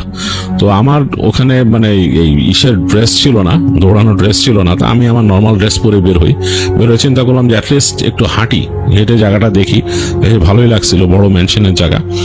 তো আমি যখন বেরোতে যাব, ওদের কাউন্টারে যে সার্ভিস পার্সন আছে সে আমাকে বললো যে বেশি দূর যেন না। তাই বললাম বেশি দূর বলতে কত দূর বোঝাচ্ছেন? বলে যে এইখান থেকে এই যে ওয়েস্টের দিকে যে গেছে পেভ করা রাস্তা, এটার সামনে গিয়ে কিন্তু পিচ ঢালা রাস্তা আছে ছোট, ওদিকে যেন না। আর তো বলতেছে কেন, কি সমস্যা? বলে এইখানে এই মেনশনের এই ফ্যামিলি সেমেটারি আছে, ওইখানে অনেক পুরনো, এবং ওই জায়গাটা আসলে পাশেই সেমেটারির যে পাশে যে বর্ডার দেওয়া আছে, বাউন্ডারি কিন্তু ভালো না, ওই পাশে কিন্তু বেশ ঘন জঙ্গল আছে, উডস আছে। তো ওখান থেকে মাঝে মাঝে ফক্স চলে আসে, ফক্সেস, রেড ফক্সেস এবং বড় বড় ফক্সেস আছে। সাধারণত এগুলা মানুষকে অ্যাটাক করে না, বাট মানুষ কিন্তু ভয় পায় এদের দেখলে, এবং দলগতভাবে থাকে। তো এগুলাতে আসলে বন্য পশু অ্যাটাক করতেও পারে কাউকে এরকম দেখলে একা। তো আপনি ওদিকে যেন না, আপনি ওই সেমিটারির কাছে না যাওয়াই ভালো, ওই পর্যন্ত যেন না, এর আগে চলে আসবেন। এগুলো শুনে আমি একটু অবাক হলাম যে লোকটা আমারে ফক্সের ভয় দেখাইতেছে, ওয়াইল আমি কখনো দেখি নাই যে ফক্স এরকম অ্যাটাক করছে বা সামথিং লাইক দ্যাট। তো যাই হোক, আমি বললাম ইটস ওকে বলে আমি হাঁটা দিলাম বাইরে। তো হাঁটতে হাঁটতে আমি যাচ্ছি, খুব ভালো লাগতেছে, বেশ কুয়াশা চারিপাশ থেকে ছড়ায় আসতেছে গাছগাছালির মধ্যে দিয়ে, এবং পেভিং রাস্তাটার পাশে লন করছে, যে লনগুলো খুব সুন্দর মেনটেইন করছে, এর জন্য আরো ভালো লাগতেছে। যে একটু পরপর বেশ খানিকটা বড় বড় গাছ এবং সেগুলোর পাতা নাই, কিছু নেই, হালকা হালকা কুয়াশা, টেম্পারেচারটাও বেশ ঠান্ডা এবং ভালো লাগতেছে। আমি তো পরে নিছি, আমার জ্যাকেট পরে নিছি, পরে হাঁটতেছি, হাঁটতে হাঁটতে যাচ্ছি, এবং আমার কাছে কেন জানি একটু অ্যাডভেঞ্চারাস মনে হয়েছে। আমি আসলে চাচ্ছিলামই ওই যে সেমিটারির কথা বলছে ওখানে যেতে, যেহেতু সে বলছে সামনে সেমিটারি আছে। আসলেই আমি হাঁটতে হাঁটতে গিয়ে দেখলাম যে ওইখানে একটা সেমিটারি, এবং সেমিটারিটা আসলে কিন্তু সুন্দর। আসলে নাদিম, তুমি কি উপর থেকে যে বলছো যে সেমিটারি অংশ দেখছো, তুমি কি ওখানে গেছিলা বা ভালো মতো খেয়াল করছো? তো নাদিম তখন বললো যে না, আমি তো আসলে ভালো মতো খেয়াল করিনি, বাট দেখে মনে হয়েছে যে বেশ অন্যরকম দেখতে, ক্লাসিক একটা চেহারা। তো যাই হোক, রবার্ট তারপর বললো যে আমি হেঁটে হেঁটে গেলাম। তো যেতে যেতে আমি আসলেই ওইটার একদম কাছে চলে আসলাম, এবং সেমিট্রি যে গেট দেখে আমার কাছে মানে অন্যরকম লাগতেছিল, মানে ছোটবেলার ফ্যান্টাসি কাজ করতেছিল, যে বিভিন্ন রকম স্পুকি স্টোরি পড়তাম সেরকমই লাগতেছিল। অ্যান্ড আমি খুবই মানে মানে আনন্দ পাচ্ছিলাম দেখে, কুয়াশা ভেসে বেড়াইতেছে এরকম। আর এখন তো আসলে আমি ওরকম ভয় পাই না। তো যাই হোক, আমি কি করলাম, আমার মাথার মধ্যে একটা দুষ্টু বুদ্ধি চাপলো যে আমি সেমিট্রির ভিতরে ঢুকবো, ঢুকে দেখবো কি অবস্থা। একটা জায়গায় আসছি এবং এরকম অ্যাডভেঞ্চারাস জায়গা, আবার মনে মনে ফিল করতেছিলাম যে ছোটবেলার বন্ধুরা যদি থাকতো দু একজন, তাহলে আরো ভালো লাগতো। এগুলো ভাবতে ভাবতে আমি সেমিট্রি গেটের কাছে গেলাম, গিয়ে দেখলাম যে গেটটা কিন্তু অ্যাকচুয়ালি লক করা না, ওইটার মধ্যে একটা পকেট গেট আছে। পকেট গেটটা জাস্ট মানে এরকম ওখানকার যে হুড়কো লাগায় রাখছে। তো ওইটা খুলে আমি আস্তে করে ঢুকে গেলাম। গেটের মধ্যে হালকা একটা শব্দ হলো, ক্যাচ ক্যাচ। আমি মানে একটু পকেট গেট তো মানে এইভাবে ঢুকতে হয়েছে পা দিয়ে উঁচু করে, পা উঁচু করে ঢুকলাম। ঢোকার পর নিজের কাছে জানি কেমন লাগা শুরু করলো। কারণ কি জানো, কারণ হচ্ছে কেমন স্যাঁতস্যাঁতে একটা আবহ এটার ভিতরে, পেভিং করা রাস্তা, আর দুই পাশে গাছের পাতা দিয়ে ছেয়ে ফেলছে এই জায়গাটা। মানে যেখানে আমি ঢুকলাম ওই জায়গাটা মনে হচ্ছে যে পাতা দিয়ে একদম ছেয়ে গেছে চারিপাশ, একটা বড় একটা শেডের মতো, একটা kind of like a tunnel, পাতার টানেল। আর সামনে দেখা যাচ্ছে চাঁদের আলো পড়ছে ফাঁকা জায়গাটায়, কুয়াশা হয়ে গেছে, প্রায় আমার হাঁটু সমান কুয়াশা হবে। ওখানে চাঁদের আলো পড়ে কুয়াশাগুলো জ্বলতেছে, এবং দূরে সেই যে ক্রস এবং ক্রিপ্ট গুলা একেবারে ওখানে দাঁড়ায় আছে। তো বেশ লাগলো।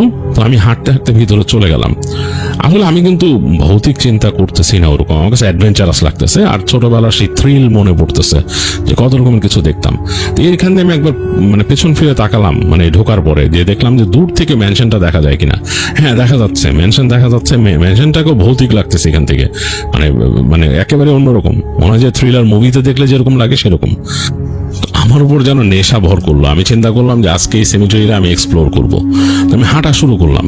ওখানে যে পেভিং করা রাস্তা আছে ওইটা দিয়ে হাঁটতেছি, আর দেখতেছি ডানে বামে ক্রস, টুমস্টোন, আবার কতগুলো ক্রিপ্ট দেখতেছি। তো আমি চিন্তা করলাম যে অ্যাটলিস্ট ওই ক্রিপ্টগুলোর কাছে যাব, যে দেখবো কিরকম কি, মানে এখানে এই একই ফ্যামিলি ট্রি কারা আছে এখানে, আর মানে কি অবস্থা ভিতরে। মানে আমার গাটা কেমন যেন লাগতেছে, মানে বেশ ভালো লাগতো আমার কাছে এই ধরনের ব্যাপারগুলো, থ্রিলিং ব্যাপারগুলো।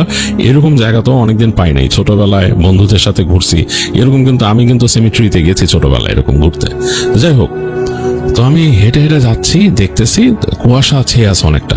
তো এরকম হাঁটতে হাঁটতে বেশ খানিকটা সামনে চলে যাওয়ার পর দেখলাম যে হাতের ডান দিকে একটা গাছ, গাছের কোনো পাতা নেই, একদম মরা, মানে ওইটা হচ্ছে মরা গাছই মনে হচ্ছে। সেটা মনে হয় মোস্ট প্রবাবলি যখন মানে সিজন থাকে ওই সময় এটা মরা, পাতা টাতা একদম নাই, মানে মরে গেছে মনে হচ্ছে ডালপালা।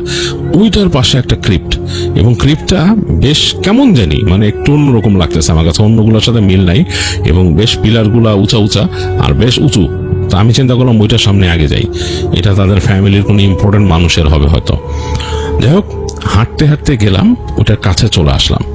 কাছে আসার পরে জানি কেমন জানি লাগতেছিল, মনে হচ্ছে কি ক্রিপ্টটা অ্যালাইভ, এরকম মনে হচ্ছে আমার কাছে। তো আমি ওইটার পাশে গেলাম, গিয়ে দেখলাম ওই ক্রিপ্টে ঢোকার যে দরজাটা সেটা কিন্তু মানে কোনো মানে না, মানে সলিড কোনো ডোর না, এটা হচ্ছে একটা লোহার দিয়ে মানে যে দিয়ে বানানো আর কি, গ্রিলের মতো দিয়ে তৈরি করা একটা দরজা, এবং এই দরজার মধ্যে শুধু একটা হুড়কো লাগানো আর কিছু না। তো কেমন যেন একটা ভয় লাগলো, আমার সারা শরীরের মধ্যে একটা একটা মানে একটা শিহরণ নেমে গেল। কিন্তু তারপরও চিন্তা করতেছি আমি ভিতরে দেখবো। এখন আমার কাছে কিন্তু কোনো আলো নাই যে আমি দেখবো। হ্যাঁ, আমার কাছে একটা লাইটার আছে, লাইটার জ্বালাইতে পারি আমি। তো এই চিন্তা করে আমি আস্তে করে হুড়কোটা সরাই আমি দরজাটা খুললাম, জাস্ট দেখার ইচ্ছা। মানে ওই যে মনের মধ্যে ছোটবেলার মতো টিনেজ বয়সের মতো একটা নেশা জেগে উঠছে ওরকম। তো হাঁটতে হাঁটতে আমি ভিতরে ঢুকে গেলাম। অন্ধকার, জমাট বাঁধা কেমন যেন একটা পরিবেশ ভিতরে। এটা আসলে তুমি জানো, যদি এরকম ঢুকে থাকো কখনো নাদিম, তাহলে তুমি বুঝবা যে এটা কেমন লাগে। তো নাদিম তো শুনতেছে মানে চুপচাপ, সে মানে মন্ত্রমুগ্ধের মতো শুনতেছে ঘটনা। তো রবার্ট বলতেছে যে এরকম জমাট বাঁধা একটা পরিবেশ ভিতরে এবং অন্ধকার, সামনে বুঝতে পারতেছি যে এখানে একটা এরকম বড় একটা ক্যাসকেটের মতো রাখা, মানে কংক্রিটের ক্যাসকেট বা পাথরের তৈরি করা। তো আমি আমার পকেট থেকে হাতায় আমার জিপো লাইটার বের করলাম, করে জ্বালালাম। মানে প্রথমবার কিন্তু জ্বললো না জিপো, এটা খুব অবাক কাণ্ড, এরকম জ্বলে না, মানে এরকম হয় না সাধারণত, জ্বলে উঠে কিন্তু প্রত্যেকবারই। এবার প্রথমবার জ্বললো না, দ্বিতীয়বার যখন করলাম জ্বলে উঠলো।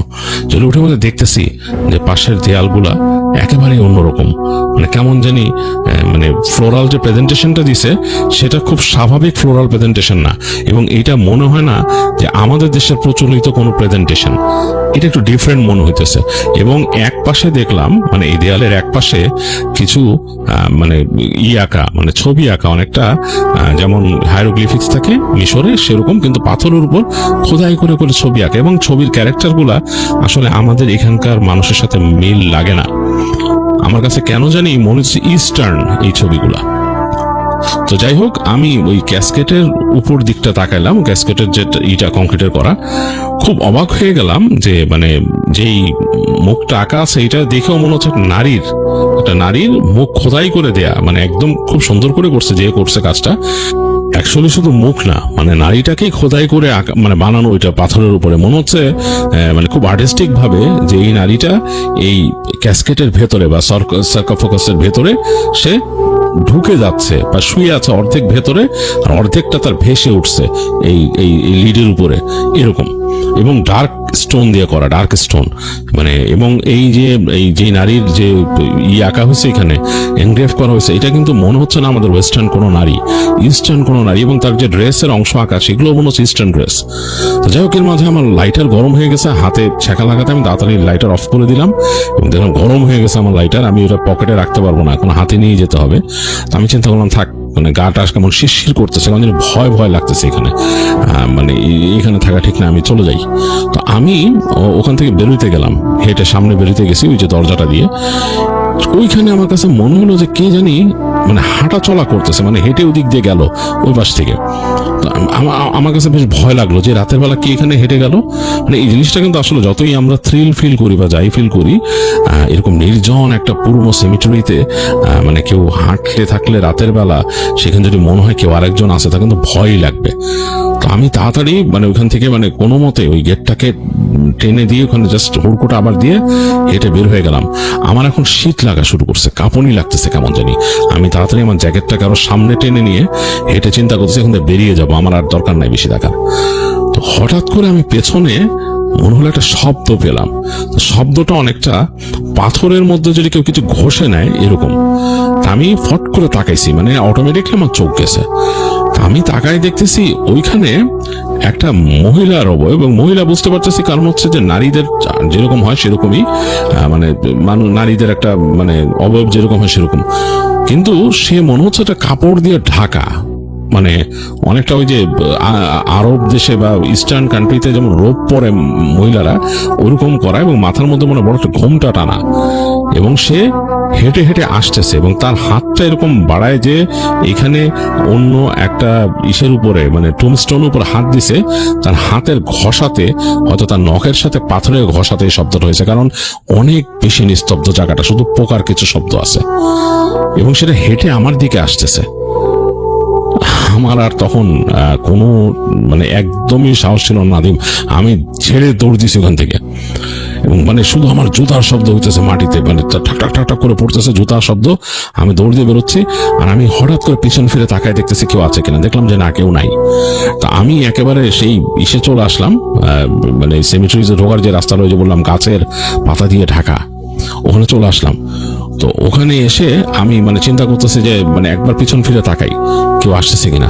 তো পিছন ফিরে তাকালাম, তখন দেখলাম একটা কালো কুচকুচে কুকুর দাঁড়ায় আছে, এবং কুকুরটা বেশ বড়, মানে স্বাভাবিক সাইজের না। এখন আমি জানি আমাদের এখানে মানে আমাদের এই অঞ্চলটাতে কিন্তু ওয়াইল্ড ডগ নাই, মানে এই ফরেস্ট এলাকাতে বা এই উডস এর মধ্যে ওয়াইল্ড কোনো ডগ নাই। এই কুকুর কার?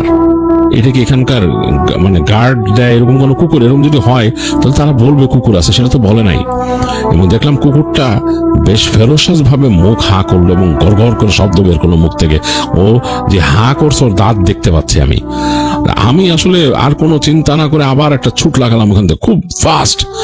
মানে আমার তখন কথা হলো যে এখানে পালাতে হবে, কারণ ওই কুকুর কিন্তু দৌড়ায় ধরতে পারলে আমি শেষ। আমি উড়ে এসে ওই দরজার উপর পড়লাম, ওদের যে মূল যে এটার যে দরজাটা, মানে ট্রাং করে শব্দ হইলো আমার এখানে আমার ধরার দরজা কোনো মতে খুলে ওই পাশে এসে আমি তাড়াতাড়ি করে আবার হুড়কোটা মারলাম। এখানে হুড়কো মেরে আমি তাকায় দেখতেছি ভেতর দিকে কিচ্ছু নাই, কুকুরটাকে দেখছি কুকুরটা নাই। আমি তারপরও থামলাম না, আমি দৌড়ানো শুরু করলাম। তো দৌড়ায় দৌড়ায় যাচ্ছি, আমি যখন নাকি ওই মেনশনের কাছে চলে আসছি তখন মনের মধ্যে একটা সাহস ফিরলো, মনে হলো যে কোন একটা মানে বিপদ থেকে বেঁচে আসছি। তো আমি তো একদম এত মানে দৌড়াইছি যে আমি ঘেমে নিয়ে গেছি। তো আমি এসে ওখানে দেখলাম যে ওখানে যে সার্ভিস পার্সন আছে দাঁড়ায় আছে, আমার দিকে তাকায় আছে একদম। তো সে আমার দেখে বললো যে হোয়াট হ্যাপেন্ড টু ইউ, মানে এখানে তুমি দৌড়ায় কোত্থেকে আসতেছো? তাই আমি বললাম যে আমি রাস্তার মধ্যে যে একটা কুকুরের দেখা পাইছে, কুকুর আমাকে এখানে ধাওয়া করছিল। তো সে বলছে, লোকটা মানে চোখ টোক একদম অন্যরকম হয়ে গেছে, বলছে কুকুর দেখছে, কুকুর ধাওয়া দিছে। স্যার তুমি কত দূর গেছিলে এখান থেকে? তাই আমি বললাম যে আমি হাঁটতে হাঁটতে সেমিটারি। তখন বলতেছে তোমাকে কি কেউ বলে না এখন না যেতে? তো বলে হ্যাঁ, তোমার আগে একজন ছিল, সে বলছে আমাকে দূরে যেতে না, বাট তোমার কথা শুনতে তো আমি ওইভাবে বাউন্ড না। এখানে তো আমাকে ওইরকম ভাবে কেউ গার্ড করে রাখতেছে না, আমি এখানে গেস্ট হিসেবে আসছি কাজের। তো বলছে না স্যার, এখানকার কিছু ম্যানার আছে, সেগুলো মেনটেন করতে হয়। যাই হোক, আমি তখন তাকে বলছি যে you don't teach me manner.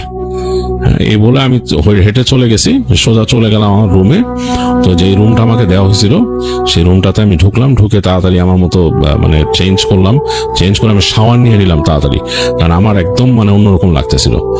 তো যাই হোক, শাওয়ার টাওয়ার নিয়ে আমি আসছি, এসে রুমের মধ্যে আমি চিন্তা করলাম যে না, এই জায়গাটা সুবিধার না। আমি ওই রুমের মানে তুমি যেরকম একটা রুমে ছিল বারান্দাওয়ালা, এই রুমের কিন্তু বারান্দা আছে, বাট এই রুমের বারান্দাটা কিন্তু এই পাশে, তুমি তো হয়তো সামনের দিকে ছিলে, এখানে আমাকে ওই পাশে ছিল, ওই জায়গাটা আরো ডার্ক অন্যরকম। তো আমি ওই বারান্দার ওখানে জাস্ট ওই কার্টেন সরা একবার দেখলাম, দেখতেছি যে ওইখানকার গাছপালাগুলো একদম ন্যাড়া এবং অন্যরকম, মানে ভয় লাগে দেখলে। আমি তাড়াতাড়ি মানে আমার একটা ভয় কাজ করতেছে ওই বাসা সম্বন্ধে। তো আমি তাড়াতাড়ি পর্দা আবার টেনে শুয়ে পড়লাম, আমার ওই বেড সাইড ল্যাম্প নিভাইলাম না, আমি ঘুমাই গেছি। আমি হঠাৎ করে গড় শব্দে আমার ঘুম ভাঙছে, মনে হচ্ছে গড় করে কেউ মানে শব্দ করতেছে। আমি ফট করে উঠে দেখছি যে আমার বিছানার পায়ের কাছে একটা কুকুর বসা, বুঝতে পারতেছি আমি বেড সাইডের ল্যাম্প নিভানো, কুকুর বসা, যে ওটা চোখের আলোতেই বুঝতে পারতেছি যে একটা কুকুর, এবং সে যেভাবে গড় করতেছে মানে তোমার কলিজা একদম উড়ে যাবে এরকম, ওখানে গড় করতেছে। আর তার পেছনে আমি শব্দ পেলাম, কেউ একজন কিছু বলতেছে ফিস করে, এবং তাকায় দেখলাম যে একটা মহিলার অবয়ব হবে, সেটা ওই কাউচ ছিল, যে কাউচের কাছে দাঁড়ানো, এবং রুমের মধ্যে যে হালকা আলো আধারি, ওই যে কার্টেনের ফাঁক দিয়ে, কার্টেন যখন আমি খুলছিলাম কার্টেনে হালকা ফাঁক রয়ে গেছে, ওখান থেকে আর একটু চাঁদের আলো আসতেছে, এটাতে আমি বুঝতেছি একটা মহিলার অবয়ব দাঁড়ায় আছে, মহিলাটা পুরো ভেইলে ঢাকা। আমি আসলে তখন হিত জ্ঞান শূন্য চিৎকার করা শুরু করছি, মানে আমার মানে to the top of my lungs, আমি যত জোরে পারছি মানে আমি চিৎকার করছি, মানে একদম পুরা কোনো কথা নাই, চিৎকার করতেছি। তো আমার চিৎকারের ফলে অনেকক্ষণ পরে দেখলাম যে আমার দরজার মধ্যে দুধ করে শব্দ হচ্ছে, কিন্তু সার্ভিস পার্সনরা আসছে।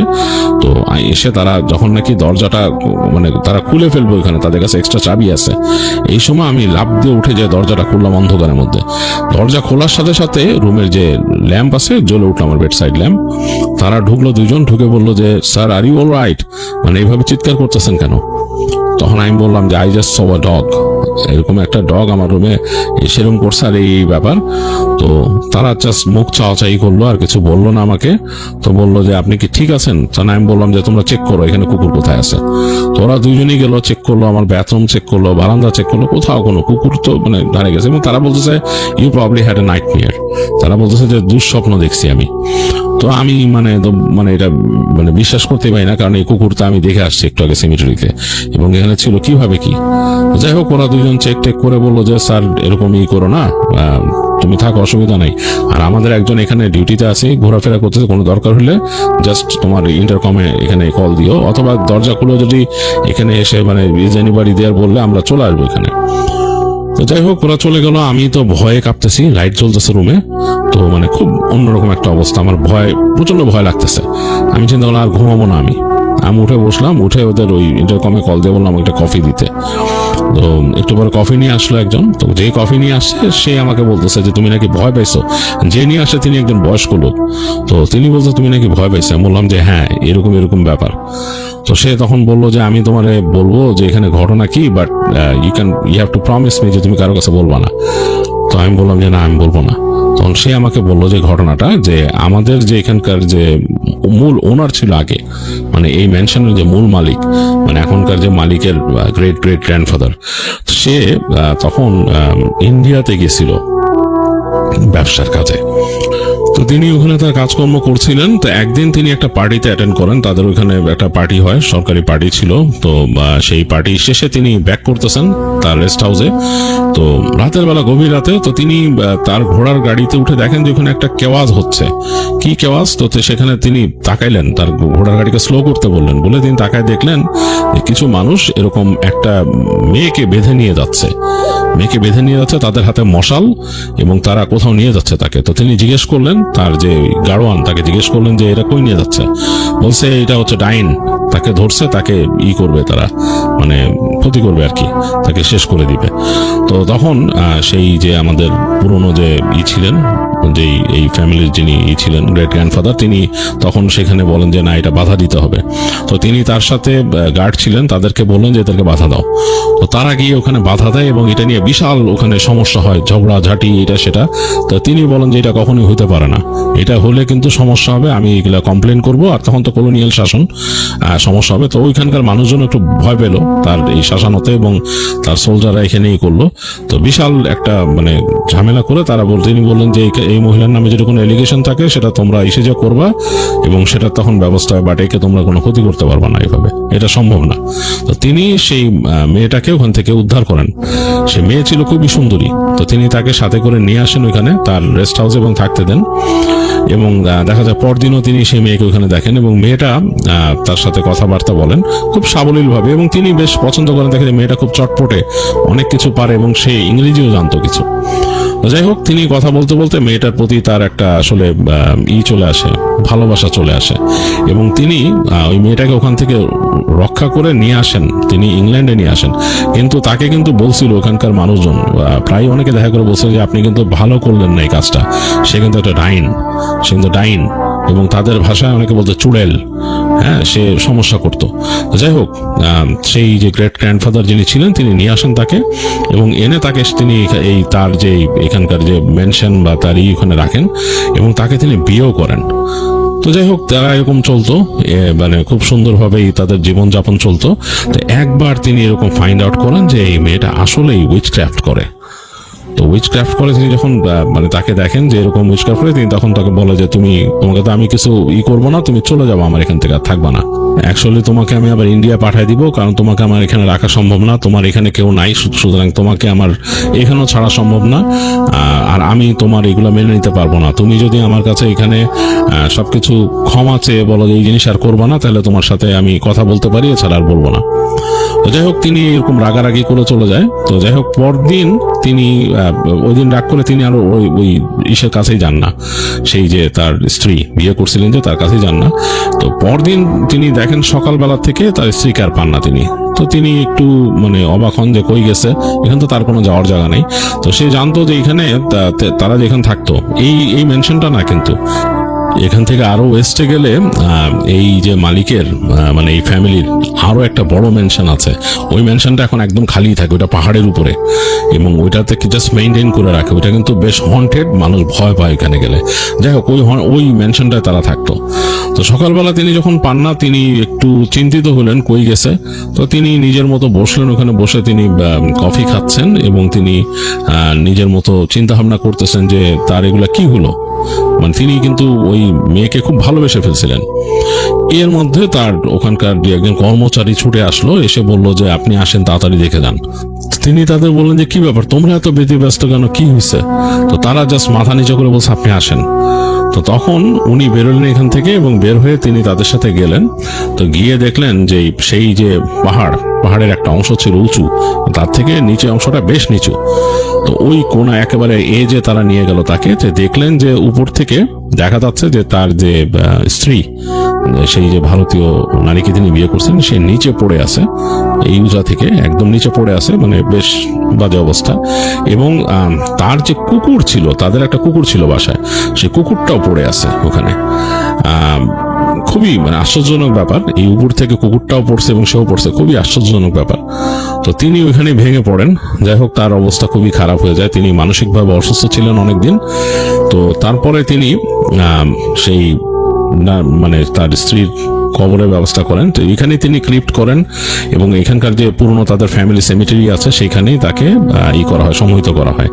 তো সমস্যা যেটা হয় যে ওনার এই মেনশনেও কিন্তু তারা আসতেন, প্রায় আসতেন, এটাও কিন্তু অনেক পুরনো মেনশন, এখানেও আসতেন। তো এই মেনশন বা ওই মেনশন পুরো জায়গা প্লাস সেমিটারি বা পুরো এলাকাতে নাকি ওই যে রানীকে প্রায় দেখা যায় এবং মানুষজন ভয় পায়। হ্যাঁ, মানুষজন ভয় পায়। এরকম অনেকেই আমাদের এখানকার যারা কর্মচারী ছিল তারা দেখছে যে ওই যে তার যে সেমিটারি কাছে সে ফ্লোট করতেছে, লেভিটেট করতেছে উপরে, এবং এরকম এক নারী এরকম লেভিটেট করতেছে। খুবই ভয়ের ব্যাপার এইটা। মানে ভারতবর্ষে এদেরকে চুড়েল বলা হয়। তো অনেকেই বলে যে ওই নারী আসলে চুড়েল ছিল, ওনার স্ত্রী চুড়েল ছিল। তিনি ভারত থেকে যে নিয়ে আসছিলেন যাকে, সে আসলে ওইখানে তারা তো নিয়েই যাচ্ছিল তাকে শাস্তি দিতে। তো এই হচ্ছে অবস্থা। তো এগুলা শুনে আমি বেশ ভয় পাই। আর আমি আসলে নাদিম এত সাহসী মানুষ না। তো ওই লোকের সাথে কথা বলে আমি তাকে বলি যে তুমি একটু ওয়েট করো, আমি এখানে মানে লাইট বেরোলে আমি চলে যাব তাড়াতাড়ি। যাই হোক, ওই লোক আমার সাথে আরো অনেকক্ষণ এমনি গল্প করার পর আমি ভোরবেলা ওখান থেকে বের হয়ে চলে আসি। তো এই ছিল আমার ঘটনা ওই অঞ্চলে, ওই সেই মেনশনে। তো তুমি যে যা দেখছো বা যা যতটুকু দেখছো, কুকুর যেহেতু মিলে যায়, তুমিও কুকুর দেখছো, যেটা বলে যায় ওই যে ছায়া যেটা দেখছো তুমি বলছো, আই স্ট্রংলি বিলিভ যে ওইটা ছিল সেই যে ডাইনি, সে হয়তো তোমার পাশে শুয়েছিল ওই দিন। তো নাদিমের সারা শরীরে পুরোপুরি ঘুসবাম্প হয়ে যায় তখন। সে মানে প্রচন্ড ভয় পায়, দোয়াদুরুদ পড়ে ওই সময়।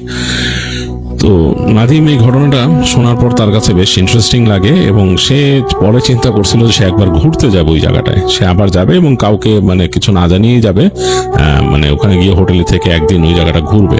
তো সেটা আর করা হয়ে ওঠে নাই। তো এই ছিল নাদিম শাফায়াতের কাহিনী। তিনি রবার্ট হার্লিং এর ঘটনা মানে এক্সপিরিয়েন্সটা, তার নিজের কিছু অংশ এবং রবার্ট হার্লিং এর কিছু অংশ শেয়ার করলেন।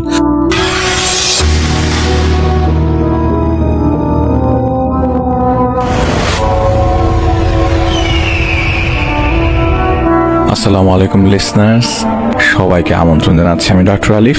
আশা করছি আপনারা সবাই ভালো আছেন, সুস্থ আছেন। যার ঘটনা শেয়ার করব তিনি তার নাম বলতে ইচ্ছুক নয়। তিনি খুলনাতে বসবাস করেন, আমরা তার নাম ইমু দিলাম। তারা খুলনার স্থানীয়।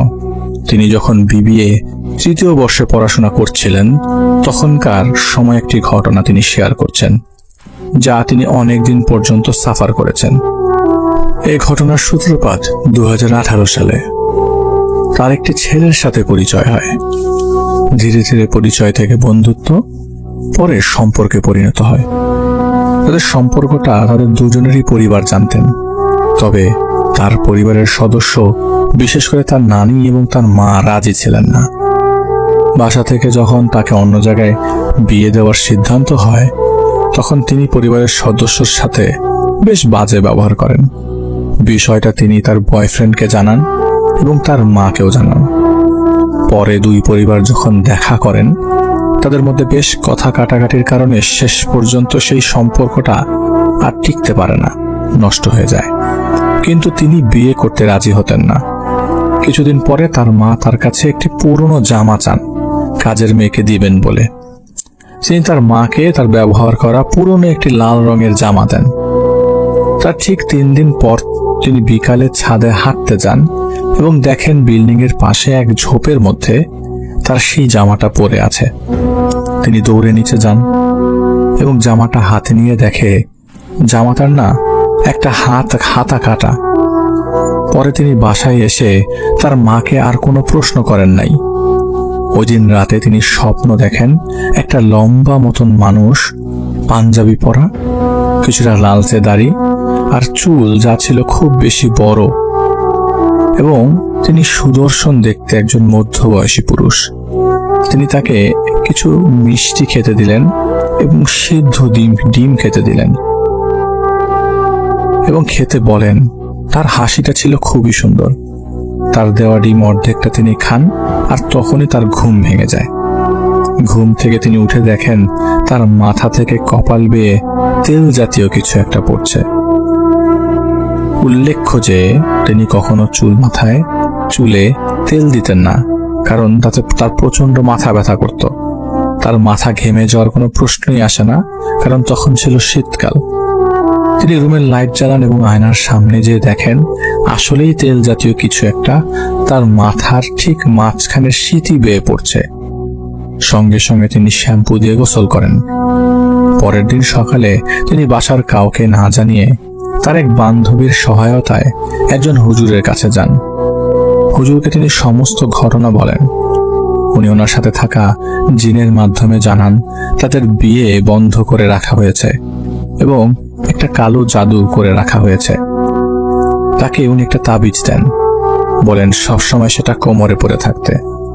কিন্তু সমস্যা হলো 2 দিন তাবিজটা ব্যবহার করার পর তার শরীরের মধ্যে বেশ অস্বস্তি হওয়া শুরু করে এবং তাবিজটা না তিনি খুলে ফেলেন। খুলে তার টেবিলের একটা ড্রয়ারে রাখেন। যেদিন তিনি তাবিজটা খুলে ফেলেন সেদিন রাত থেকেই তিনি আবারও সেই লোকটাকে স্বপ্নে দেখা শুরু করেন। যখনই তিনি দেখেন এবং তাকে কিছু না কিছু খেতে দিতেন, কখনো জাম, কখনো রুটি, কখনো 1 পিস মাংসের টুকরা, কখনো শুধু পানি। আজে বাজে স্বপ্ন দেখার কারণে তিনি আবার তাবিজটা পরবে বলে ঠিক করেন, কিন্তু তাবিজটা যেখানে তিনি রেখেছিলেন সেখানে আর পান না। ওই দিন রাতে হঠাৎ করে তার কাঁপুনি দিয়ে জ্বর আসে এবং নাক দিয়ে রক্ত বের হয়। তার মা বাবা অনেক ভয় পেয়ে যান। পরের দিনই তারা তাকে ডাক্তারের কাছে নিয়ে যান। 2 মাস পার হয়ে যাওয়ার পর তার স্বাস্থ্যের অবনতি হতে থাকে। মাথার চুল আস্তে আস্তে সব পড়ে যায়। তার মুখে বিশ্রী ছোপ ছোপ দাগ হয়ে যায়। তিনি কিছু খেতে পারতেন না। অধিকাংশ সময় তার মাঝরাতে ঘুমের মধ্যে বমি হতো। কারোর সাথেই তিনি ভালো ব্যবহার করতে ইচ্ছা করত না। তার বাবা প্রতিদিন কোরআন শরীফ পড়তেন ফজরের নামাজের পর, আর তার রুমের পাশেই ছিল নামাজের রুম।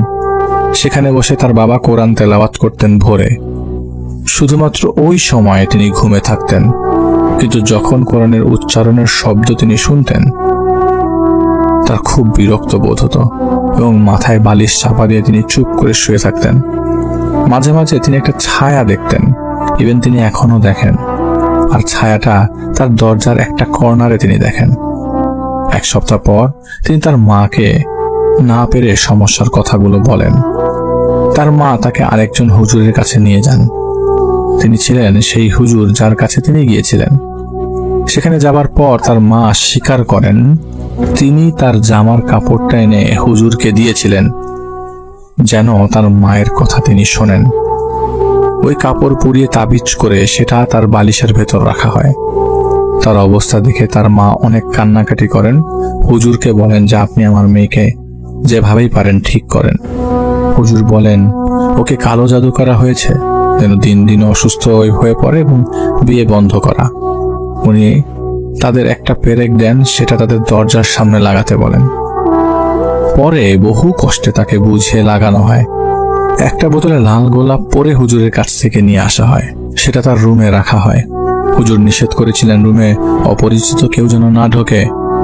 তার মা পরবর্তীতে হুজুরের কাছ থেকে শোনেন যে এইটা যে করেছে তার সাথে যার সম্পর্ক ছিল তার মা। বেশ কিছুদিন তিনি সুস্থ থাকেন।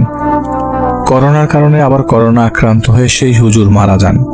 যেদিন উনি মারা যান ঠিক পরের দিন সকালে ঘুম থেকে উঠেন, দেখেন সেই গোলাপ রাখা বোতলটি পানি রক্তের মতো লাল হয়ে গেছে আর খুব বাজে গন্ধ আসছে। পরবর্তীতে তিনি সেটা ফেলে দেন। তারপর থেকে আবারও সেই সমস্যাগুলো শুরু। তিনি এখনো অবিবাহিত এবং দিন দিন শরীরের অবস্থা আরো খারাপ হচ্ছে। উনি কাউকে যদি কিছু বলেন তাহলে সবাই হেসে উড়িয়ে দেন, বিশ্বাস করতে চান না। তার এই সমস্যাটা বর্তমানে চলমান। আমরা দোয়া করব আপনার আপনার শরীর যেন ভালো হয়ে যায় এবং আপনাকে অনেক অনেক ধন্যবাদ আপনার ঘটনার জন্য। বহু মানুষ এরকম জিনে তারা আক্রান্ত, জিন দ্বারা পজেসড, ব্যবহারে উল্টাপাল্টা করছে। মানুষ বিশ্বাস করতে চায় না, হাসাহাসি করে, যখন দেখে এরকম ব্যবহার হচ্ছে ভিডিও করে। আমাদের মধ্যে এইসব জিনিসই বর্তমানে বিদ্যমান। যাই হোক, আমরা আপনাদেরকে আরেকটি ঘটনা শোনাবো আমি, যেটি আমাদেরকে ইমেইল করেছেন ইব্রাহিম সাহেব। তিনি লিখেছেন, আসসালামু আলাইকুম ওয়া রাহমাতুল্লাহ। ভৌতিকতার সকল শ্রোতাগণকে শুভেচ্ছা অভিনন্দন। তিনি মোহাম্মদ ইব্রাহিম ইসলাম আরিফ, তিনি চট্টগ্রামের ভাটিয়ারি থেকে বলছেন এবং আজ যার ঘটনা তিনি শেয়ার করতে চান তিনি সম্পর্কে তার আঙ্কেল হন। তারা একই চাকরি করেন, কিন্তু বয়সে তিনি তার সিনিয়র। তো তিনি যার কথা বলছেন তার নাম আনোয়ার এবং ঘটনাটি তার এবং তার সন্তানকে নিয়েই। তার বাড়ি চট্টগ্রামের রাউজান উপজেলায়। তার ভাষাতেই তিনি যেভাবে শেয়ার করেছেন, ঘটনার সময় তখন 2001। তখন সেই ইব্রাহিম সাহেবের বয়স হচ্ছে 40 থেকে 42-এর কাছাকাছি। তার কোনো চাকরি ছিল না। তার ঘরে ছিল 2 মেয়ে আর 11 বছরের একটা ছেলে। ছেলের নাম জারিফ। আর তিনি বেকার থাকার কারণে প্রায় সময় ওই খাল, বিল, নদীতে মাছ ধরতে যেতেন। এমন করতে করতে মাছ ধরাটা তার একটা নেশায় পরিণত হয়। ঠিক তেমনি একদিন তার বন্ধুর সাথে তিনি রাতে মাছ ধরতে যাওয়ার পরিকল্পনা করে এবং আরো 3 বন্ধু মিলে প্রায় 10টার সময় বের হয়ে যায়। তিনি যে জায়গায় মাছ ধরতে যাবে সেটা ছিল একটা বিল, আর বিলের পাশেই ছিল একটা পুকুর, আর পুকুরের একটা পাকা সিঁড়ি ছিল, মানে পুকুরের ঘাটলা আর কি। আর বিলের অপর পাশে ছিল একটা বড় আম গাছ, বাঁশঝাড়। তারা হাঁটতে হাঁটতে পুকুর পাড়ে আসে। তাদের সাথে ছিল বড় একটা মাছ ধরার টেটা বা টোটা, অনেকে টেটা বলে, টোটা বলে। মাছ ধরে রাখার জন্য একটা বাজারের ব্যাগ ছিল আর একটা টর্চ লাইট ছিল। কিন্তু পুকুর পাড়ে আসতে তাদের অপর যে 2টা বন্ধু ছিল, তারা বলে যে, বন্ধু আমরা যাবো না মাছ ধরতে, তোরা যা, আমরা আছি এখানে। তারা না যেতে চাওয়ায় তিনি আর তার আরেকজন বন্ধু ছিল রফিক, তারা চলে যান বিলের মাঝখানে। তো বাকি 2 বন্ধু পুকুরের সিঁড়িতে বসেছিল। তো তারা যথারীতি মাছ ধরতে যান এবং মাছও পাচ্ছিল। তো তারা মাছ ধরতে ধরতে কখন যে সেই বাঁশঝাড়ের কাছে চলে এসছে এটা তারা খেয়াল করেন নাই। হঠাৎ রফিক বলে উঠলো, ভাই অনেক বড় একটা মাছ। তো তিনি সাথে সাথেই টর্চ লাইট মারতেই মাছটা বাঁশঝাড়ের দিকে পালায়। কিন্তু বড় মাছ, লোভ সামলানো কষ্ট। তো তারা লোভ সামলাতে না পেরে ওই মাছের পিছু নেয়। তো হঠাৎ দমকা একটা হাওয়া আসে। এমন ভাবে হাওয়া বইছিল যেন মনে হচ্ছে এক্ষুনি বাঁশঝাড়গুলো উপরে নিয়ে যাবে। তার একটু পিছু হতেই সব নিস্তব্ধ হয়ে যায়। তাদের আর বুঝতে বাকি রইল না যে তারা খারাপ কিছুর পাল্লায় পড়ছে। তিনি চলে আসতে চাইলেন, কিন্তু রফিক আসতে নারাজ, আসবে না, সে মাছটি ধরবেই। তো রফিকের অনুরোধেই আবারও সামনে তারা আগায়। কিন্তু আবার যেটা শুরু হচ্ছিল, সেই দমকা হাওয়া এখন মনে হচ্ছে আগের থেকে আরো বেশি, দ্বিগুণ পরিমাণে বেড়ে গেছে। সাথে সাথে শুনতে পান অচেনা কোনো একটা প্রাণীর চিৎকার। মনের মধ্যে ভয় চেপে বসে। তিনি রফিককে ধমক দিয়ে বলে, রফিক চল, এখানে আর 1 সেকেন্ডও থাকা যাবে না। এই বলে তিনি পেছন ফিরে দৌড়াতে লাগেন। কিছু দূর যেতেই কাদার মধ্যে তার পা আটকে যায়। রফিক তাকে টেনে তুললে তিনি আবার দৌড়াতে থাকে। হঠাৎ বুঝতে পারে তাদের গায়ে কেউ যেন ঢিল ছুঁড়ে মারছে। 1টা নয়, 2টা নয়, অজস্র ঢিল তাদের গায়ে এসে লাগছে। তো তারা মনে করছিলেন হয়তো পুকুর পাড়ে বসে থাকা সেই বন্ধুরাই তাদের সাথে মজা করছে। তো তারা ভাবে পুকুর পাড়ে গিয়ে তাদের আচ্ছা করে ধরবে। কিন্তু তারা পুকুর পাড়ে যেতেই দেখে ওখানে কেউ নাই। তবে তাদের সাথে তখন কি হচ্ছিল এসব ভাবতে ভাবতে তিনি আর রফিক খেয়াল করেন সেই বিলের মাঝখানে কি যেন দুমড়ে মুচড়ে সব একাকার করে দিচ্ছে। সেটা বাড়ছিল ক্রমশ আর তাদের দিকে এগোচ্ছিল। তারা 7-5 না ভেবেই বাড়ির দিকে দৌড়াতে থাকে। সেই রাতের মতো আল্লাহ তাদের বাড়ি পৌঁছে দেন। পরের দিন স্বাভাবিকভাবেই কাউকে কিছু বলেন নাই। এরপর থেকে তারা আর মাছ ধরতে যেতেন না। কিন্তু ঠিক 1 মাস পর তার ছেলে জারিফ হঠাৎ হোঁচট খেয়ে পড়ে যায় আর মাথায় ব্যথা পায়। তো এরকম ব্যথা তো বাচ্চারা সাধারণত পায়। বিষয়টা তারা স্বাভাবিকভাবে নেয়। ওষুধ খাওয়ান, ডাক্তার দেখান, কিন্তু কিছুতেই কোনো রকম কাজ হচ্ছিল না। মাথার ব্যথাটা দিন কঠিন আকার ধারণ করলো। ডাক্তারের পরামর্শ অনুযায়ী মাথায় টেস্টও করানো হলো, কিন্তু না, তাতেও কিছু ধরা পড়লো না। সবশেষে তারা এক চাচার মাধ্যমে তাদের এলাকার একজন কবিরাজের সন্ধান পেলেন। কবিরাজ তাদের বাসায় এসে তাদের ছেলেকে দেখা মাত্র বলে উঠল, অনেক ক্ষতি হয়ে গেছে, তোমরা দেরি করে ফেলেছ।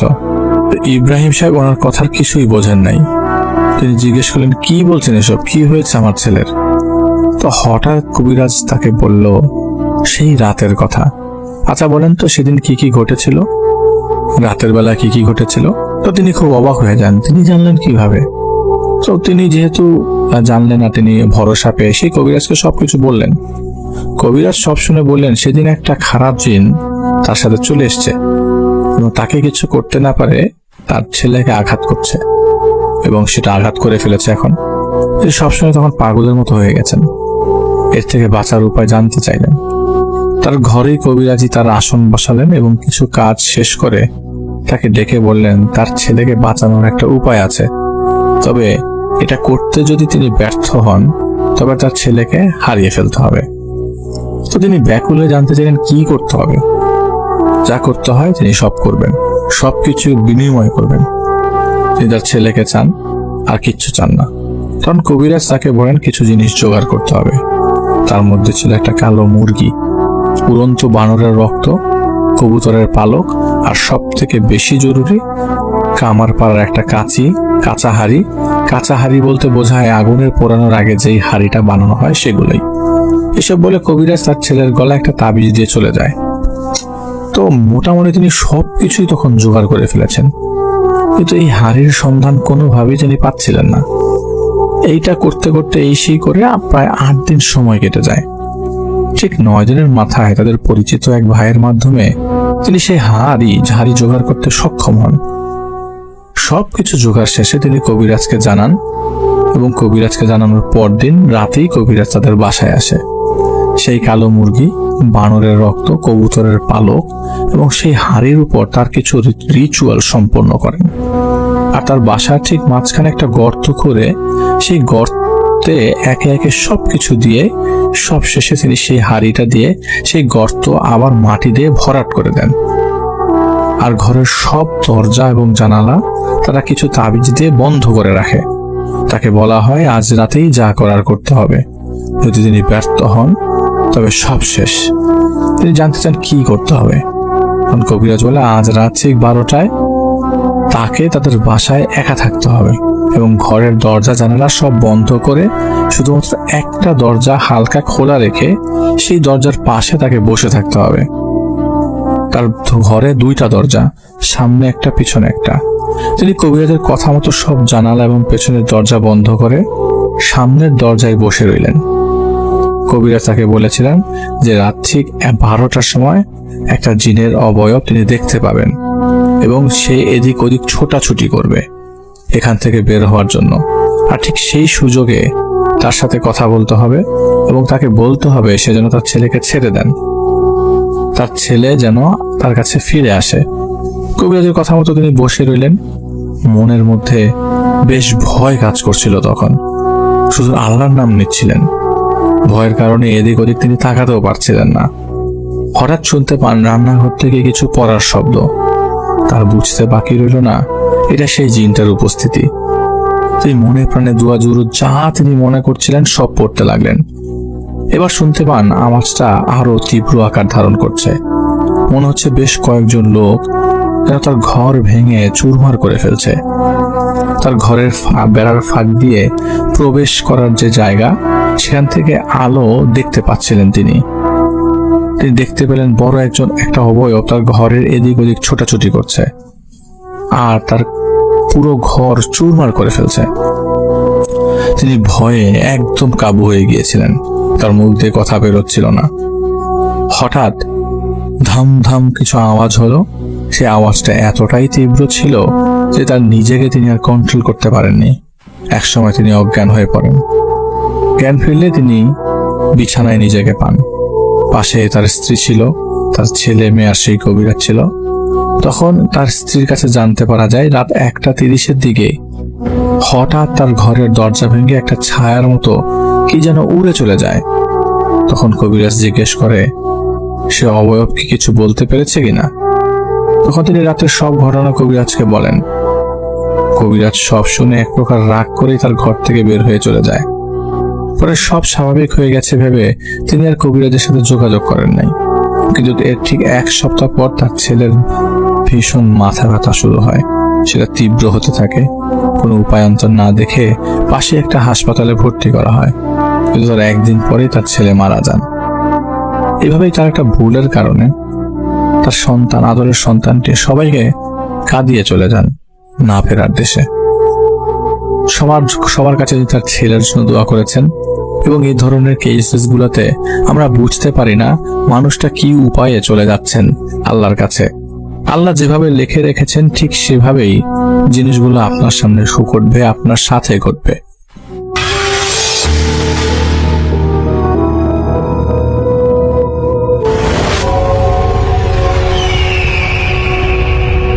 হ্যালো লিসেনার্স, আসসালামু আলাইকুম। আশা করি সবাই ভালো আছেন, ভালোর দলেই আছেন। আমার নাম রিপন, আমি লালমাট থেকে বলতেছি।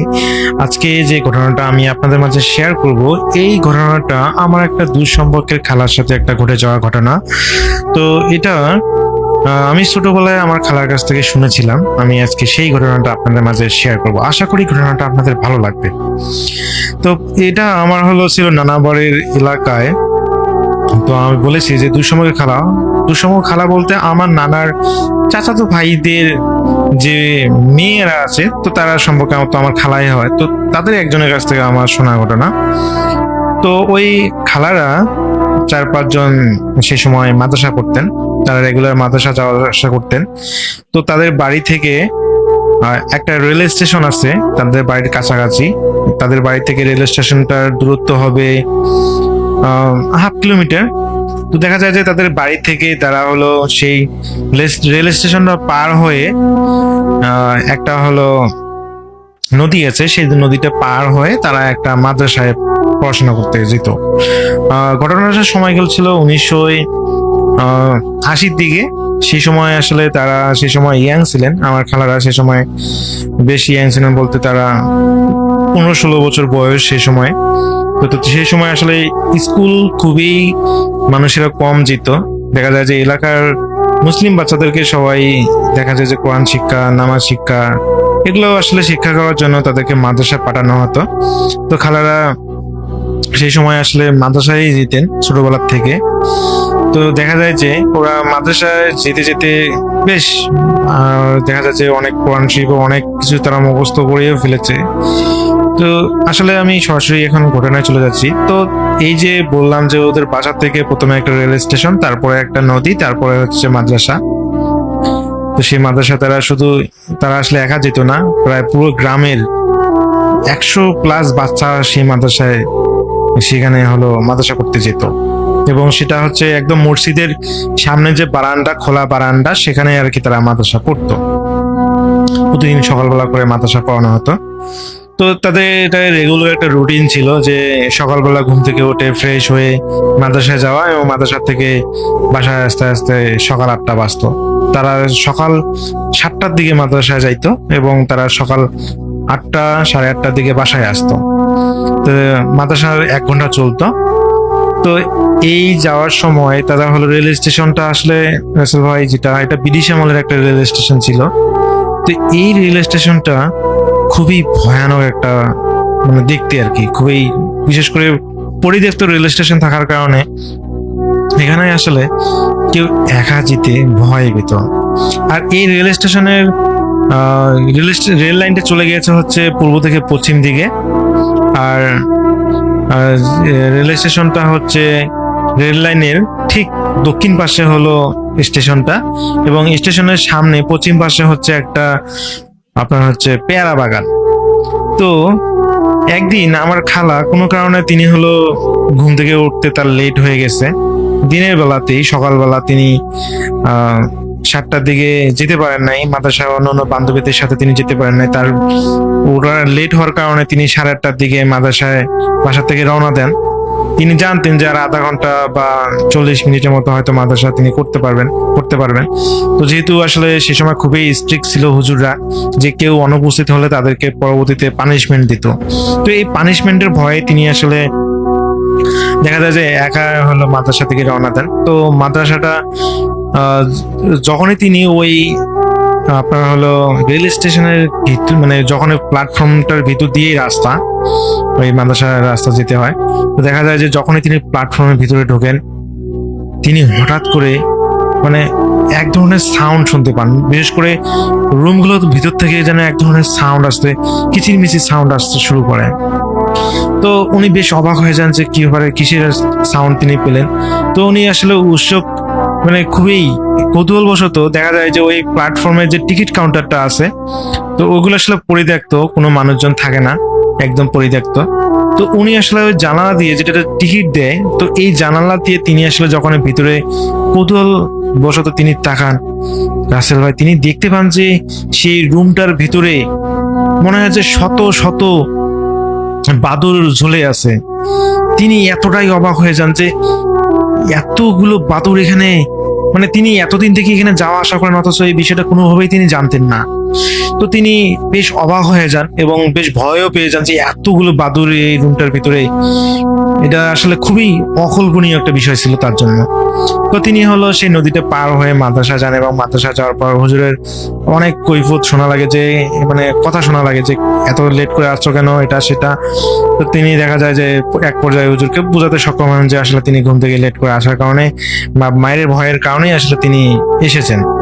তো পরে মাদ্রাসা শেষ হওয়ার পর যখন তার বান্ধবীদের সাথে খালা আসতেছিলেন, তো সেই সময় তিনি হলো একটা কথা শেয়ার করেন, যে সেটা হলো যে তার বান্ধবীদের শেয়ার করেন যে আমি আসার সময় এরকমটা দেখেছিলাম।